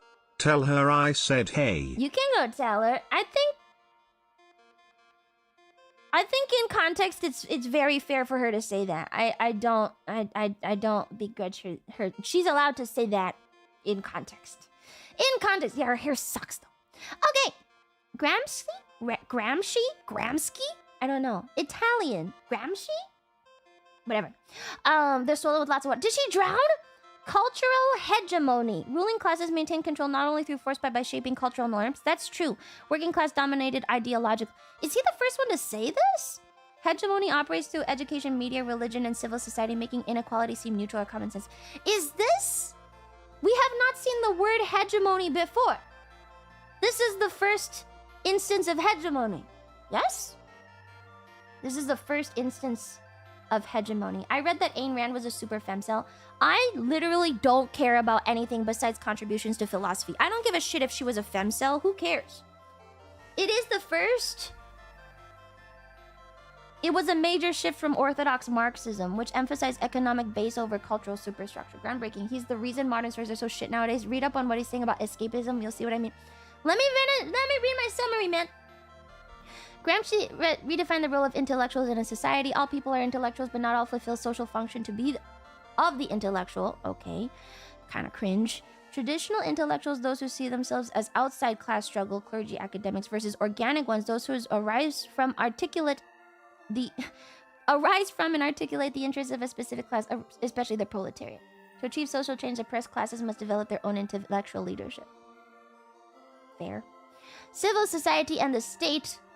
Expanded Marxist theory by distinguishing between political society and civil society.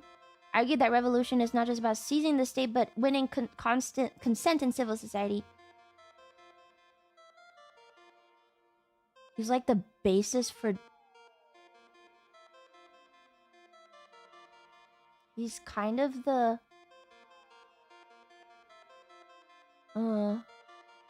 Where's my boy Diogenes? I don't know. He wasn't in the tier list. I didn't make it.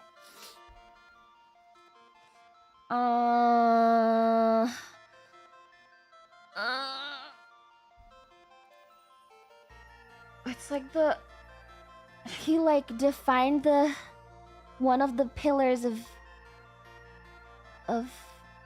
thing.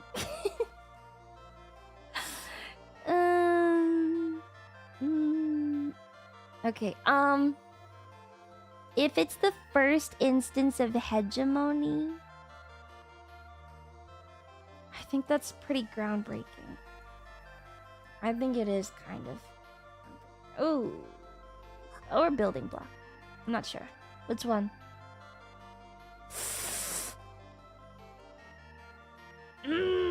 Well described. You've been sprinting for a while. I'm trying to move fast. I don't want a third stream.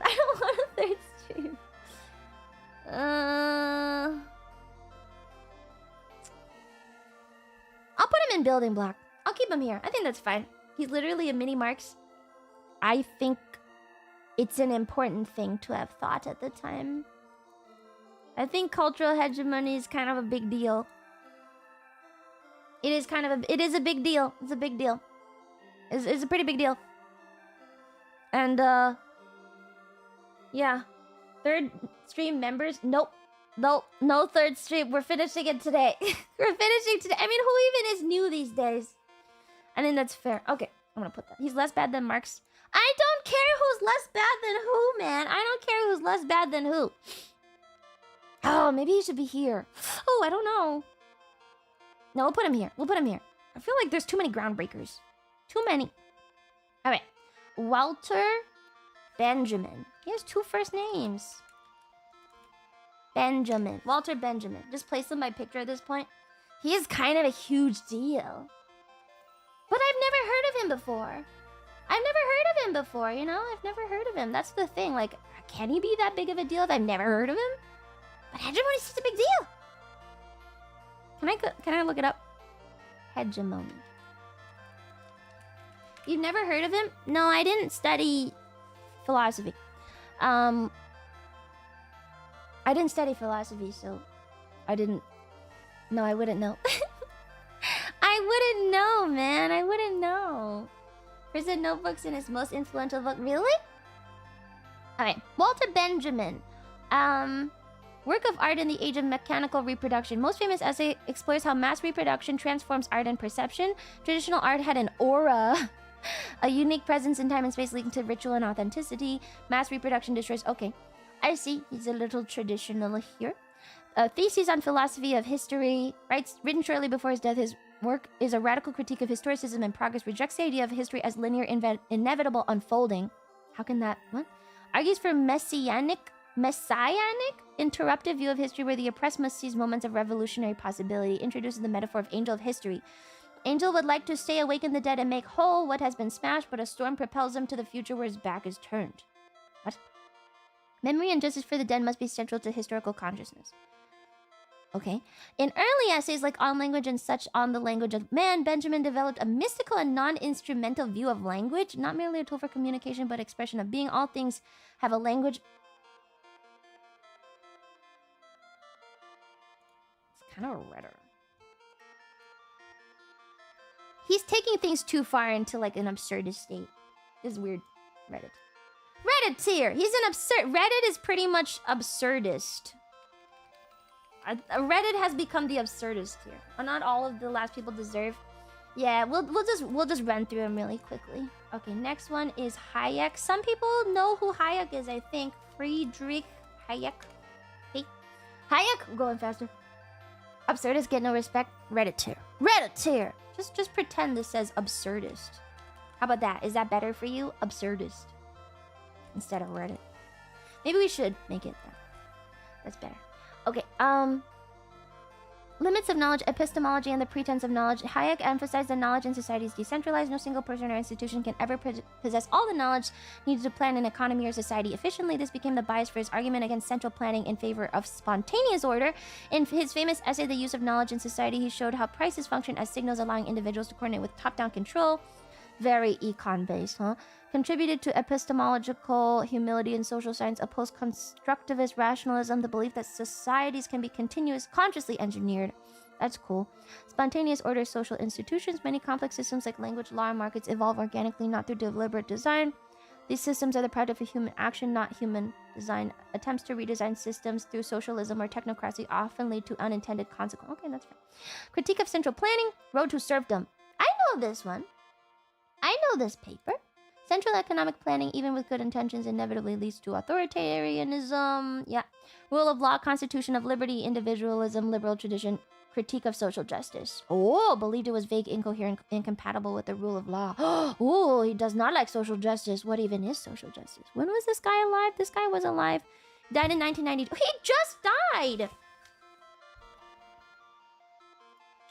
Put him over here. I mean, that's good. Okay, I don't know this guy. I'm gonna put him here. That's pretty good. I like it.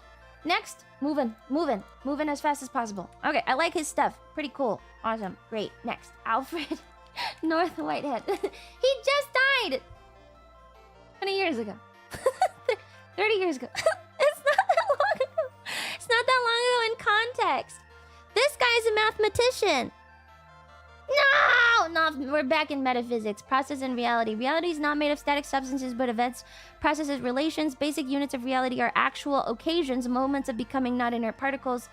This is so lame. Change, creativity, novelty are fundamental features of existence. Philosophy of organism. Whitehead called this metaphysical system the philosophy of organism.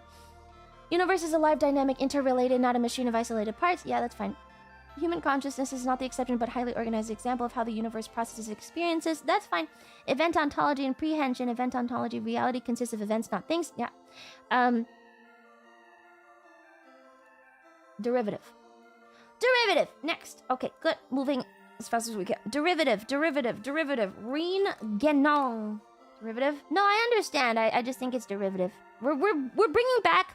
It's like a soft way to fucking $333. Only do this when you want to do it.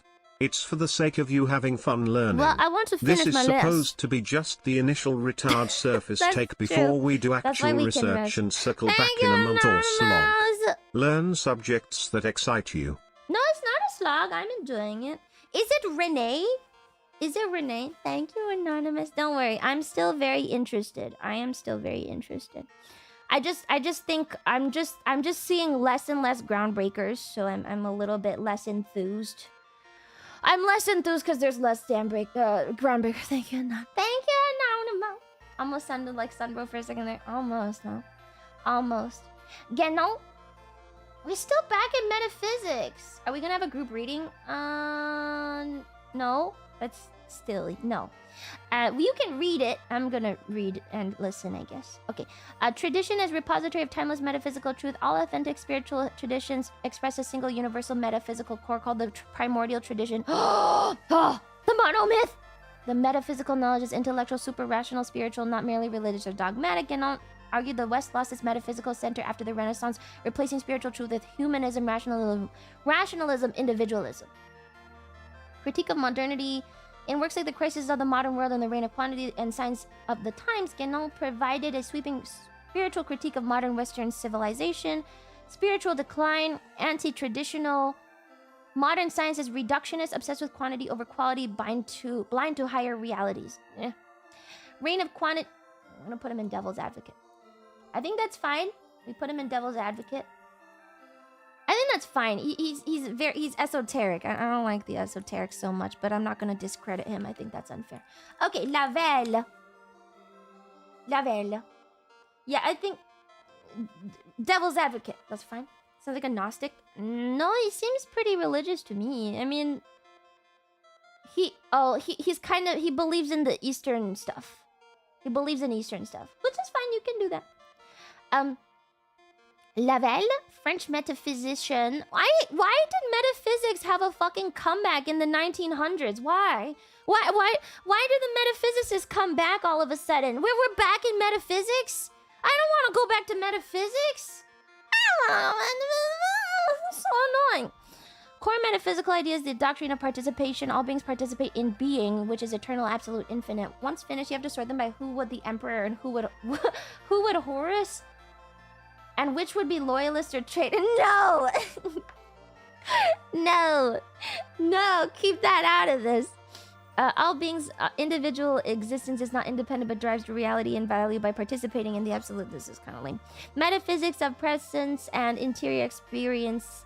Being is presence. The more one is attentive, free, and open, the more fully one participates in. That's fair. This is like he's like a modern. He's like a. Okay, I can actually see the ties to modern psychology, modern psychiatry. He sounds like a huge basis for modern psychiatry in a bad way, but I see it. I kind of see it. I feel like he's building blocked here. I think it's a I think there is something there. There's something there that's not just trash. I think it is important, even though I don't like it.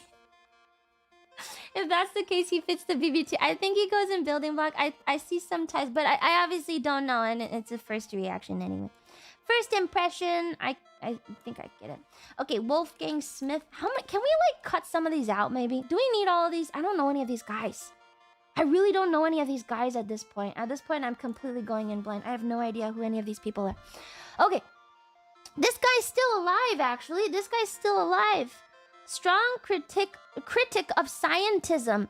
Belief that science is the only valid path to truth. Modern science, especially in its Cartesian Newtonian form, presents a fragmented abstract picture of the world, reduces reality to quantitative mechanistic models, stripping of qualitative and metaphysical dimensions like purpose, essence, and value. Okay. In line with traditional metaphysicians like Aristotle and Aquinas, who also with René Guénon and perennialist school. These are so many. It's too many. Vertical causation. Smith introduces the concept of vertical causation as opposed to horizontal causation of modern physics. Horizontal causation is cause and effect over time as understood in classical science. Vertical causation refers to instantaneous metaphysical causation from higher levels of being, divine or archetypal influence. Especially relevant in his interpretation of quantum physics, where he argues vertical causation explains wave function collapse and the emergence of definite outcomes. I'm too dumb for this, man!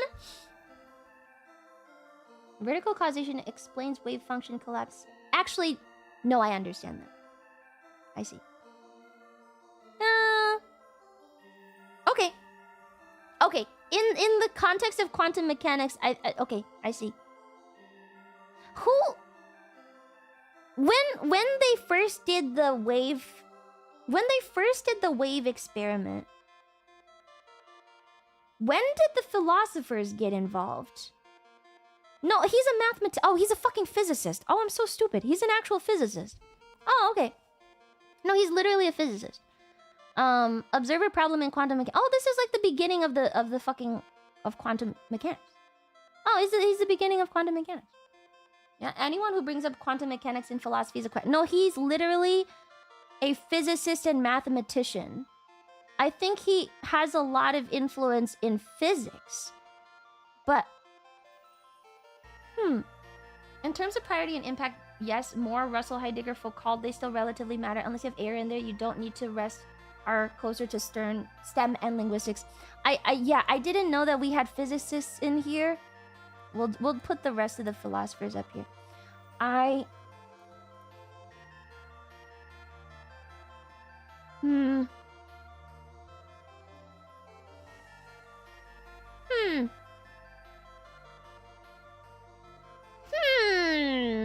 In terms of philosophy, he's a little absurd.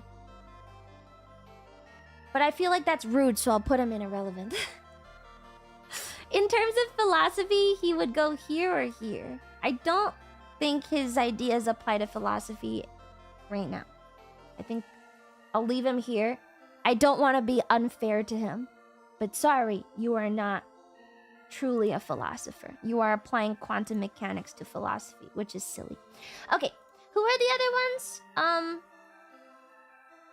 What about Ryle? Does Ryle matter? What about Popper? Irrelevant? We'll keep him in irrelevant. At least that's like just saying that he's not. Strauss? This guy? What about Carvalho? Russell? Deleuze? Russell? Okay. Popper and evil. There's no evil tier! Why do you guys keep pretending there's an evil tier? There's no evil tier! I'm going crazy. What is this evil tier that people believe? You see the whole tier list, guys! There's no evil... Shut up. We're doing... Okay, we're going on... Foucault is pretty recent. I've read Foucault. Let's move it back. Okay, let's start on Heidegger. How do I say his name? Martin Heidegger. Heidegger. Good? Evil tiers on the bottom right of the screen. Yeah, good. Most influential and controversial philosophers of the 20th century. Being in Time, Question of Being. In his magnum opus, Being in Time. How do I say his name? I don't care. H received the ancient question of being, which he felt had been neglected since Plato and Aristotle. Key ideas. Dasein? Term for a human being, literally being there. Dasein is the being that asks for the question of being. Being in the world. We are not detached minds or subjects, but embedded in the world through care, mood, and practice. Being towards death. Human existence is finite, and mortality gives life urgency and possibility. Is he the first one to think this? In 1927. How can that be? He was the first one to think about this? No way. No way. I don't believe it. He was the first one to think that? The same? I forgot what I He thought a lot about being and nothing, phenomenology and hermeneutics. Influenced by Husserl, Heidegger reorients phenomenology from conscious of objects to the meaning of being itself. He turns towards hermeneutics, the theory of interpretation, especially how we interpret world from within context of horizon or meaning. Understanding is interpretive, historical, and pre-theoretical. We are always already engaged with the world before we analyze it. That's true. Ontological difference, central idea in his philosophy. Ontological difference in the distinction between being and beings. Western philosophy, according to him, forgot this difference, focusing on particular entities rather than what it means to be at all. Mission was to reawaken the sense of the mystery of being.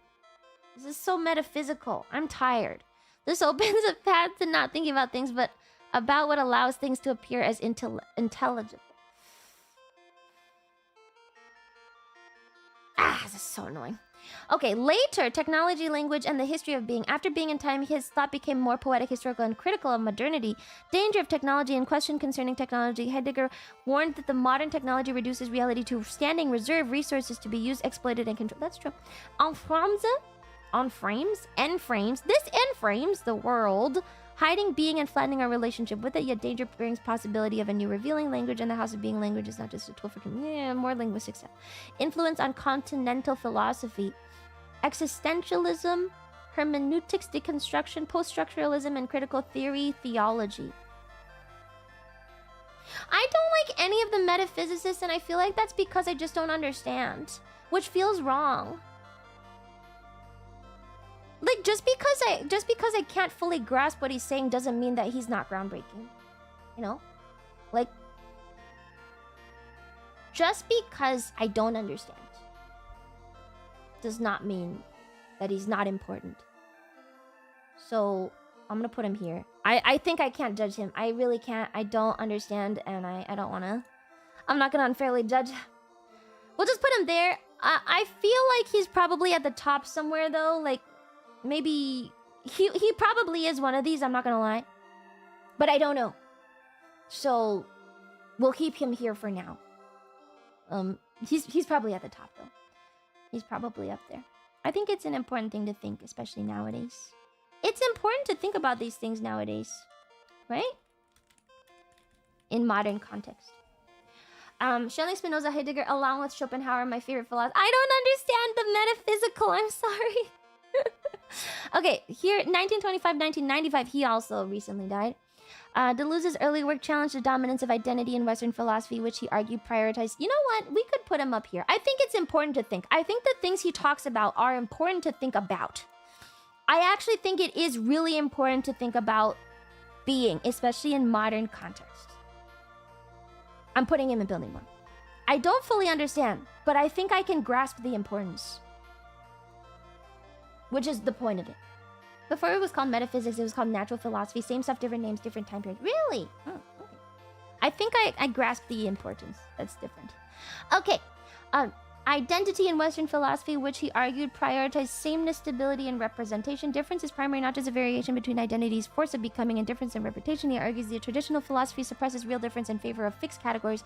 Repetition is not a return of the same, but a creative process that produces novelty. I think that's fair. Anti-Hegelian, anti-essentialist thought. Deleuze also replaced static being with becoming, unity with multiplicity. Reality is not made of fixed substances, but flows, intensities, relations. Multiplicities are non-totalizable. How do I say this? Non-totalizable? Totalizable? How do you say this word? I don't get it. Stupid English. They cannot be reduced to single essence or hierarchy. This view opposes Platonic and Cartesian metaphysics and aligns with thinkers like Heraclitus, Nietzsche, and Bergson. Being is not what it is, but that's fair. Desire an anti-Oedipus. Oh, he's also with Guattari. He's also anti-Oedipus. Desire is productive, not a lack of yearning. That's fine. Rhizome, nomadic thought. Oh, he's right next to the other guy. Non-hierarchical, non-linear structure. That's fine. Deleuze rejects traditional representational thinking, which assumes the world can be accurately captured by language or images. That's good. I like that. Time cinema, the image. Deleuze wrote 2 influential books on film. Cinema 1, the movement image, and Cinema 2, the time image. Explores how cinema gives new ways of experiencing time, movement, and thought. Identifies a break in cinema after World War II, after classical goal-driven narrative movement image to fragmented non-linear time image. Form of philosophical thinking, not just storytelling. That's okay. Ethics and politics have become, and the goal is to increase one's capacity to affect and be effective, live more intensely politically, supports minoritarian, nomadic, and resistant subjectivities over centralized systems. Too engineered to get how thing be thinking. I think he stands with his friend. Where did I put Guattari? Where did I put Guattari? He was a while ago. Where is he? Was he in... Where do I put... Oh, he's here. Devil's Advocate. I like his thoughts better, though. I actually like his stuff more. I think Guattari was a little more critical, and therefore that made him Devil's Advocate. But I think this guy is a little bit more positive in his thinking and progressive. I think he's more progressive than Guattari. Okay, I think he's going in building block. Let's put him there. Explain to us. I think he actually took the critical thoughts and turned them into an actual philosophy. I think he took what he didn't agree with, you know, he opposed whatever, and then he turned that into, right, like the philosophy of difference part. I think that's good. I think it's a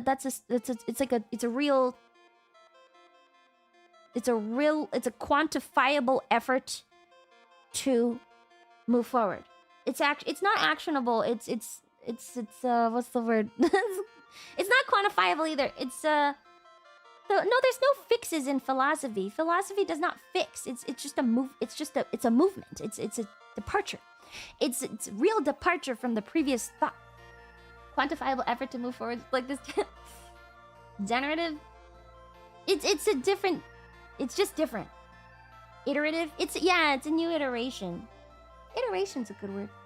All right, I like him more than the other guy. The other guy is just critiquing. This guy moves forward. I don't think he's quite there yet, but he's getting there.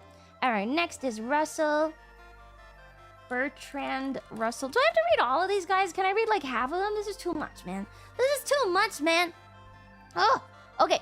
One of the most important philosophers of the 20th century, foundations of logic and mathematics, logicism. Mathematics could be reduced to logic, a view known as Anonymous logicism. tip $15. Qualitative leap. Yeah, that's a good one. It's qualitative leap. Qualitative leap. He's a mathematician? In Principium. Oh! Is he... But someone else invented binary. Someone else invented binary. It wasn't him, right? Who else? Someone invented binary thought. Did he take the idea of binary thought and turn that into yes-no? Russell's the modern British philosopher. It's a different concept. Oh, binary mind. Binary mind is different from just plain binary. Oh. Attempted to derive all mathematics from a small set of logical principles. This work helped formalize symbolic logic, influencing development of computability, computer science, and modern logic. Theory of types to avoid logical paradoxes, like the famous Russell's paradox, which he discovered naive set. What is Russell's paradox? Binary is in Boolean? I don't know. In mathematical logic, Russell's paradox, also known as Russell's antinomy, is a set theoretic paradox published by the British philosopher and mathematician Bertrand Russell in 1901. Aw, man. According to the unrestricted comprehension principle, for any sufficiently well-defined property, there's a set of all the only objects that have the property. Let R be the set of all sets that are not members of themselves. This set is sometimes called the Russell set. If R is not a member of itself, then its definition entails that it is a member of itself. Yet, if it is a member of itself, then it's not a member of itself, since the set of all sets that are not members themselves, this resulting contradiction is Russell's paradox. What? What? 1 second. Let me reread it. Let R be the set of all sets that are not members of themselves. Oh, I see. Okay. So R is a member of itself, but it is there. Oh, okay.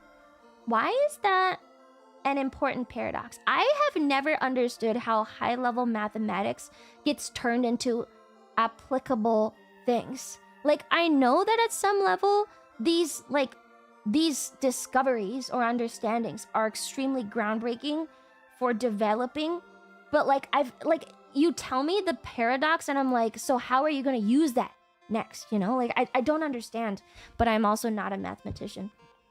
I'm not a mathematician. How would you apply this logic? You know, like I understand it, but like, how do you apply it? No analytic philosophy without wrestle. They don't always, but sometimes they become relevant to computing. Yeah, they do. A lot of high-level math goes into computing, but I don't understand how. Okay, well, class of all classes are not members of themselves leads to contradiction. Solving this helped reshape modern... How did he solve it? On his 1905 paper on denoting Russell introduced the theory of descriptions, a key innovation in the philosophy of language, solved problems involving non-referring expressions such as the present king of France is bald. What? Argued that such statements can be logically analyzed to avoid... Is he like a fallacy kind of guy? Oh no. Is he a fallacy kind of guy? Type theory is the solution? What is type theory? Why are we in math? Type theory. Formal presentation of a scientific type system. Type theory is the academic study of type systems. Some type theories serve as alternatives to set theory and foundation of math. I didn't get this high in math. He figured out how math is logic can be expressed in language. Thus, language can be used in programming. But more importantly, we can treat how you think is the same way we treat math to solve problems the operators etc. He's not a fallacy guy. Wouldn't he be a fallacy guy? Technically, being able to define math in language is understanding fallacy, no? I think that's a fair comparison. I think it's a fair comparison, no? Same shit people said about quaternions until people figured out you can use it to model for the space. They had no clue in the 1890s that it could be used to render video game graphics. I know, right? Like, how do you get from one point to the next point? Founding figure in analytic philosophy characterized by clarity, precision, and logical rigor, focus on language science and logical analysis, rejection of Hegelian idealism and speculative metaphysics. He trained or influenced nearly all major 20th century analytic thinkers, including, he's the beginning of the language stuff. Okay, groundbreaking. Groundbreaking. We'll put him before Wittgenstein. Okay, then his contribution. It's like, proving the negative. Proving the negative, maybe? Next. Okay. Frithjof? Schuon? He used human natural language and exposed how it does divide by zero. It's like, yeah, achieving the negative of a thing. Fair. As someone who did pure and additional math in high school, math is super abstract and it puzzles me. You can do that shit in high school? You can do pure math in high school? That's crazy. What the fuck kind of math program did you go to? Oh my god. Alright. Wait, what is the Chaos H belief? I gotta go back. Probably AP. Man, I was in AP Calc and shit too. He's the language stuff without the cringe. Okay, I was on the struggle bus. It's okay, I struggled too. Frithjof. Okay, perennial philosophy. One of the most articulate defenders of the perennial philosophy, the idea that all great religions express the same metaphysical and spiritual truths. The monomyth guy! All truths are not historically constructed, but timeless and eternal, grounded in the absolute. Each tradition contains an esoteric core. Metaphysics of the absolute and the manifestation. Schoen's metaphysics is non-dual, grounded in Neoplatonic Vedantic structure. Absolute God is pure being beyond all limitation, duality. From the absolute emanates the world of forms, hierarchically ordered spirit, soul, matter. Everything in creation reflects, points back to the absolute. Real is one, all multiplicity is its manifestation. Okay. Intellectual intuition and esotericism. Schuon insists that true metaphysical knowledge is not discursive or academic, but assessed through intellectual intuition, a direct super-rational vision of truth. This aligns with Vedanta Sufism and Neoplatonism. Platonism? He defines esotericism not as secrecy but depth, inner, universal meaning of religion. Distinguishes esotericism from exotericism, outward historical forms and dogmas. Both are necessary. Critique of modernity, spiritually degenerate, comparative religion. Okay, I'm gonna put him in groundbreaking because I think we need a modern theologian. I think he deserves recognition as a modern theologian. I think there are a distinct lack of modern theologians. Isn't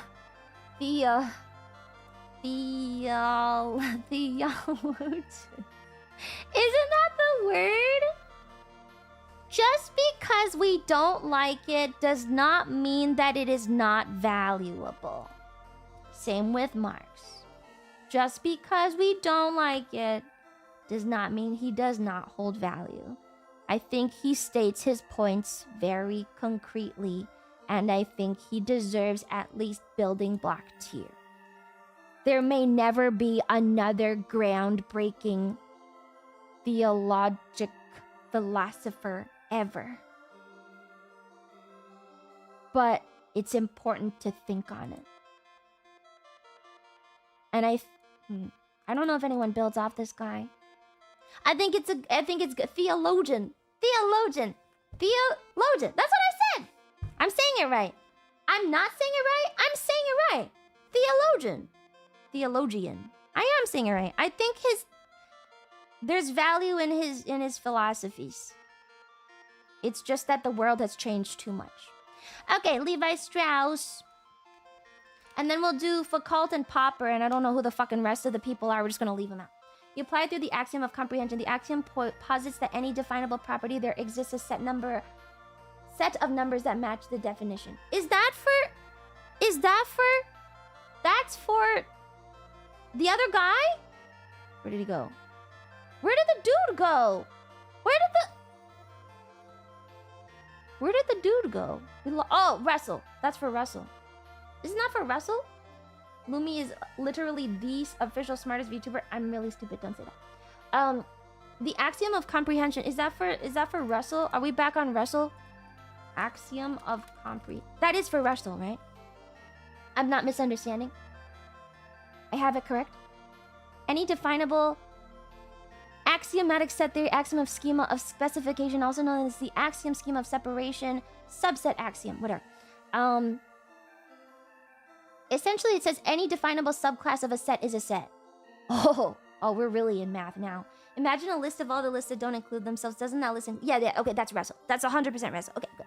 Sorry, I was just making sure that you were talking about Russell and you weren't talking about Schuon. I think the most groundbreaking philosopher of all the time was the one who decided to use a shovel. Very true, Ferrari kid. Very true. All right, Strauss. Okay, that's a really good way of explaining it. Thank you, Sunbro. Okay, Lévi-Strauss. Structuralism in Claude... sorry. I don't know what I'm reading. Introduced structuralism to philosophy and the social sciences. He just died in 2009. Argued the structures of the human mind are universal and shape all human cultures, cultural phenomena, myth, rituals, kinship systems, languages can be analyzed like languages. Revealing underlying binary oppositions, life, death, raw, uncooked nature, culture. Introduced Ferdinand de Saussure. Emphasized the importance of underlying structures, not service content. Culture is not a chaotic collection of customs, but an organized system of science governed by mental structures. Yeah. Savage mind, rethinking primitive thought. Oh, so-called primitive or savage thinking is not inferior but structurally equal to modern Western scientific. Concrete, analogical, and relational, while Western science is abstract and analytical. Both are forms of human intelligence responding to different cultural needs. Mythology and the structures of myth. I love mythology. Myths, like language, are made of discrete elements that function in oppositional pairs across cultures. Myths resolve contradictions between binaries such as nature. Okay. Mythology is a collective philosophy of pre-literate society. Yeah, that's fair. This is not groundbreaking, though. Kinship systems, alliance theory. Kinship is not biological, but cultural and symbolic. Human societies create meaning through systems of exchange, especially in marriage. Yeah, that's right. Human culture is a system of science governed by the unconscious structures of the mind. I guess we put him here. I think we put him here. He's stating the obvious. It's too late in the game to state the obvious, Lévi-Strauss. I'm sorry. Building blocks here. Michel Foucault. Levi, like the jeans? I don't know. Maybe. It's too late. It's too late, man. If anything, he would be derivative, but that seems disrespectful. Because he's still talking about new material, but it's still not groundbreaking. And he's a fucking anthropologist. Anthropology doesn't count as a philosophy, man. It's same guy. Oh, really? It is the jeans guy. Wow, interesting. It's too late in the game. Come up with a new thing. Or exist here. Okay. Faculty. Discipline and punish should be read by grade schoolers. Really? Okay. French philosopher, power and knowledge argued that knowledge and power are deeply intertwined. Knowledge is not neutral, shaped by power used to produce. Yeah. Power is just if not just repressive, it shapes what we can know, say, and be. Scientific truths like institutions, psychiatry, criminology, medicine function as regimes of truth. That's true. Archaeology of knowledge. Foucault's early method called archaeology focused on how discourses, systems of knowledge emerge and change over time. That's pretty cool. Order of things and the archaeology of knowledge. He shows that different historical periods have different epistemes. Epistemes! Oh, it's an epistemes guy. I know this one. Genealogy, a history of the present. Historical developments of social practices. I think Foucault is groundbreaking. I think that's a big deal. Yeah, I think he states it the best. I think he says it the best out of everyone. And then I think some people cared about Popper. Yes, some people give a shit about Popper, so we'll do Popper really quick. Karl Popper. People will rag on him because of personal stuff. Foucault school and prison are the same because they are about teaching discipline, I think. It's important to think about, I think.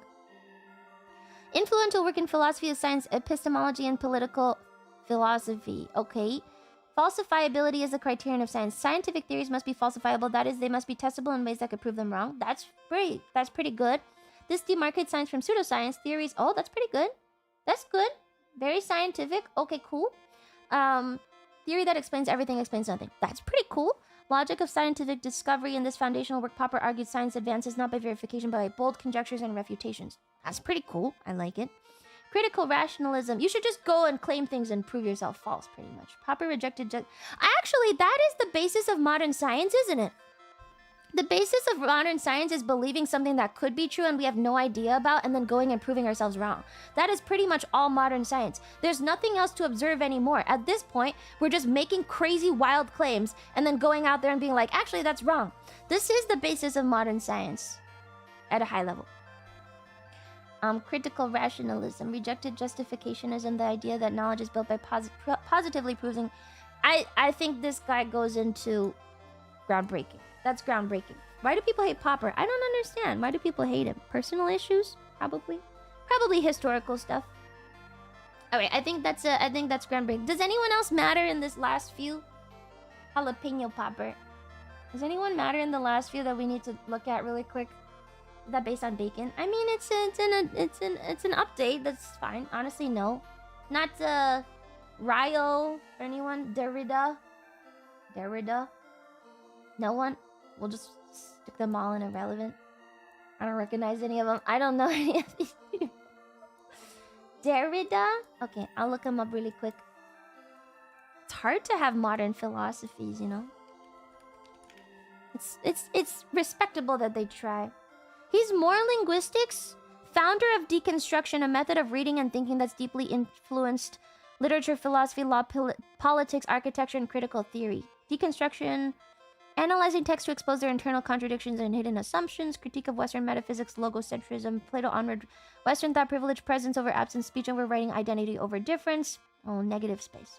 Speech is more authentic than writing. Meaning depends on what it is not. Okay, difference. Différence. Well, différence. Meaning both difference and differential. Meaning arises not through fixed identity, but through difference from other signs. Writing and the question of this and the... I don't know.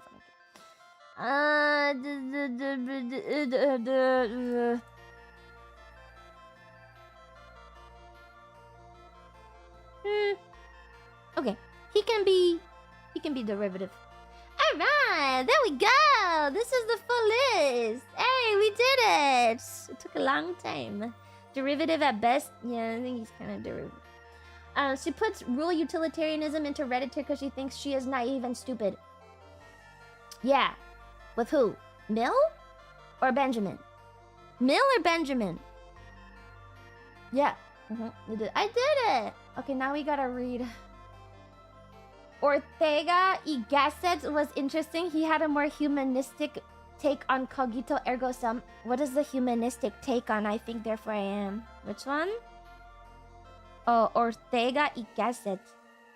Ortega. Wait. Ortega. Y Gasset. That's his name? That's his actual name? His name is Ortega and Gasset? I don't... Jacques Ellul on the list because he actually has new ideas. But whatever you did... I didn't make the list, man. I didn't make the list. I and my circumstances. Yo soy yo y mi circunstancia. Wow. La razón vital. Wow. I see. Alright. But that doesn't mean he's not... I think I'm gonna leave him in irrelevant. I don't know where to put him at this point. Modern psychology is kind of tough. Modern philosophy is too hard to quantify. I may not have said much, but I did learn a thing or two today. Thanks. Yeah, thanks. Thanks for listening. It's Spanish. It's Spanish. Who said he was fucking Portuguese? It's Spanish. I don't know if he's groundbreaking though. Okay, there's the list. I think I'm pretty okay on it. I think we did pretty good. I learned a lot. I did learn a lot. I don't know where to put him. That's the problem. I don't know where to put him. I really don't know. What about you, Loomtard? What do you believe? Should we ride tigers or do math puzzles? I don't know. I don't know. Philosophy is weird. I really like the deep dive into the tier list. You made learning a new topic fun and educational. Thank you so much. Thanks, Ferrari Kid. It's hard to state what you believe in. I can't accurately state the full I can't accurately state a full set of things I believe in and rules that I live by. It's impossible to define. That's very difficult. First, I'm not a philosopher. Two, I don't want to tell you guys. I don't know if I want to tell you guys anyway.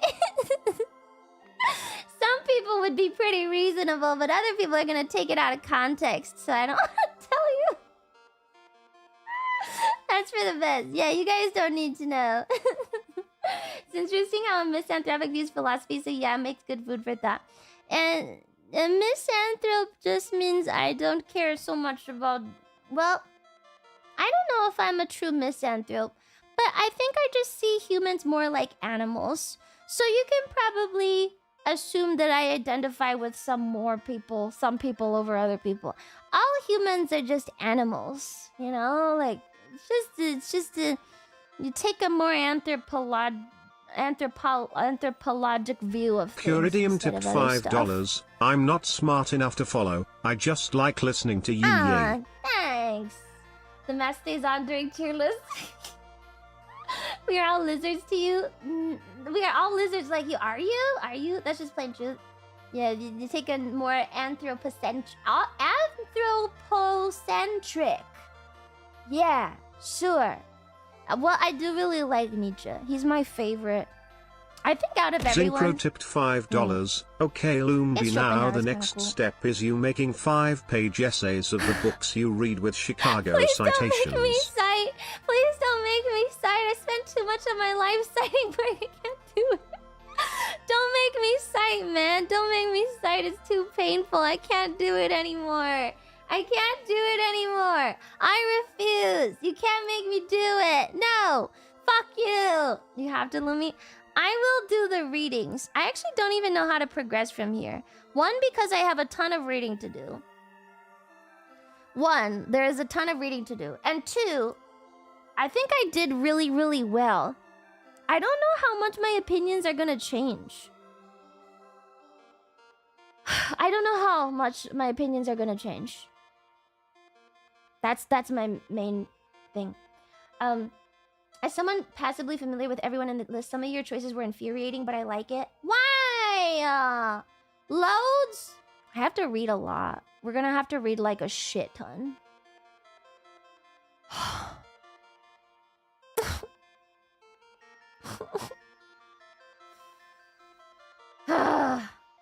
Well, we'll just do a read. You know what I should do? Instead of coming back in tier listing, I should do all my readings and then I should do like the lore dump for Warhammer. I should go through and try to summarize all their beliefs correctly after I do readings. I think that would be the next step, is not tier listing, but actually going through and trying to understand it and then write it. I think being able to write it is probably more important than just knowing where things are influence-wise, right?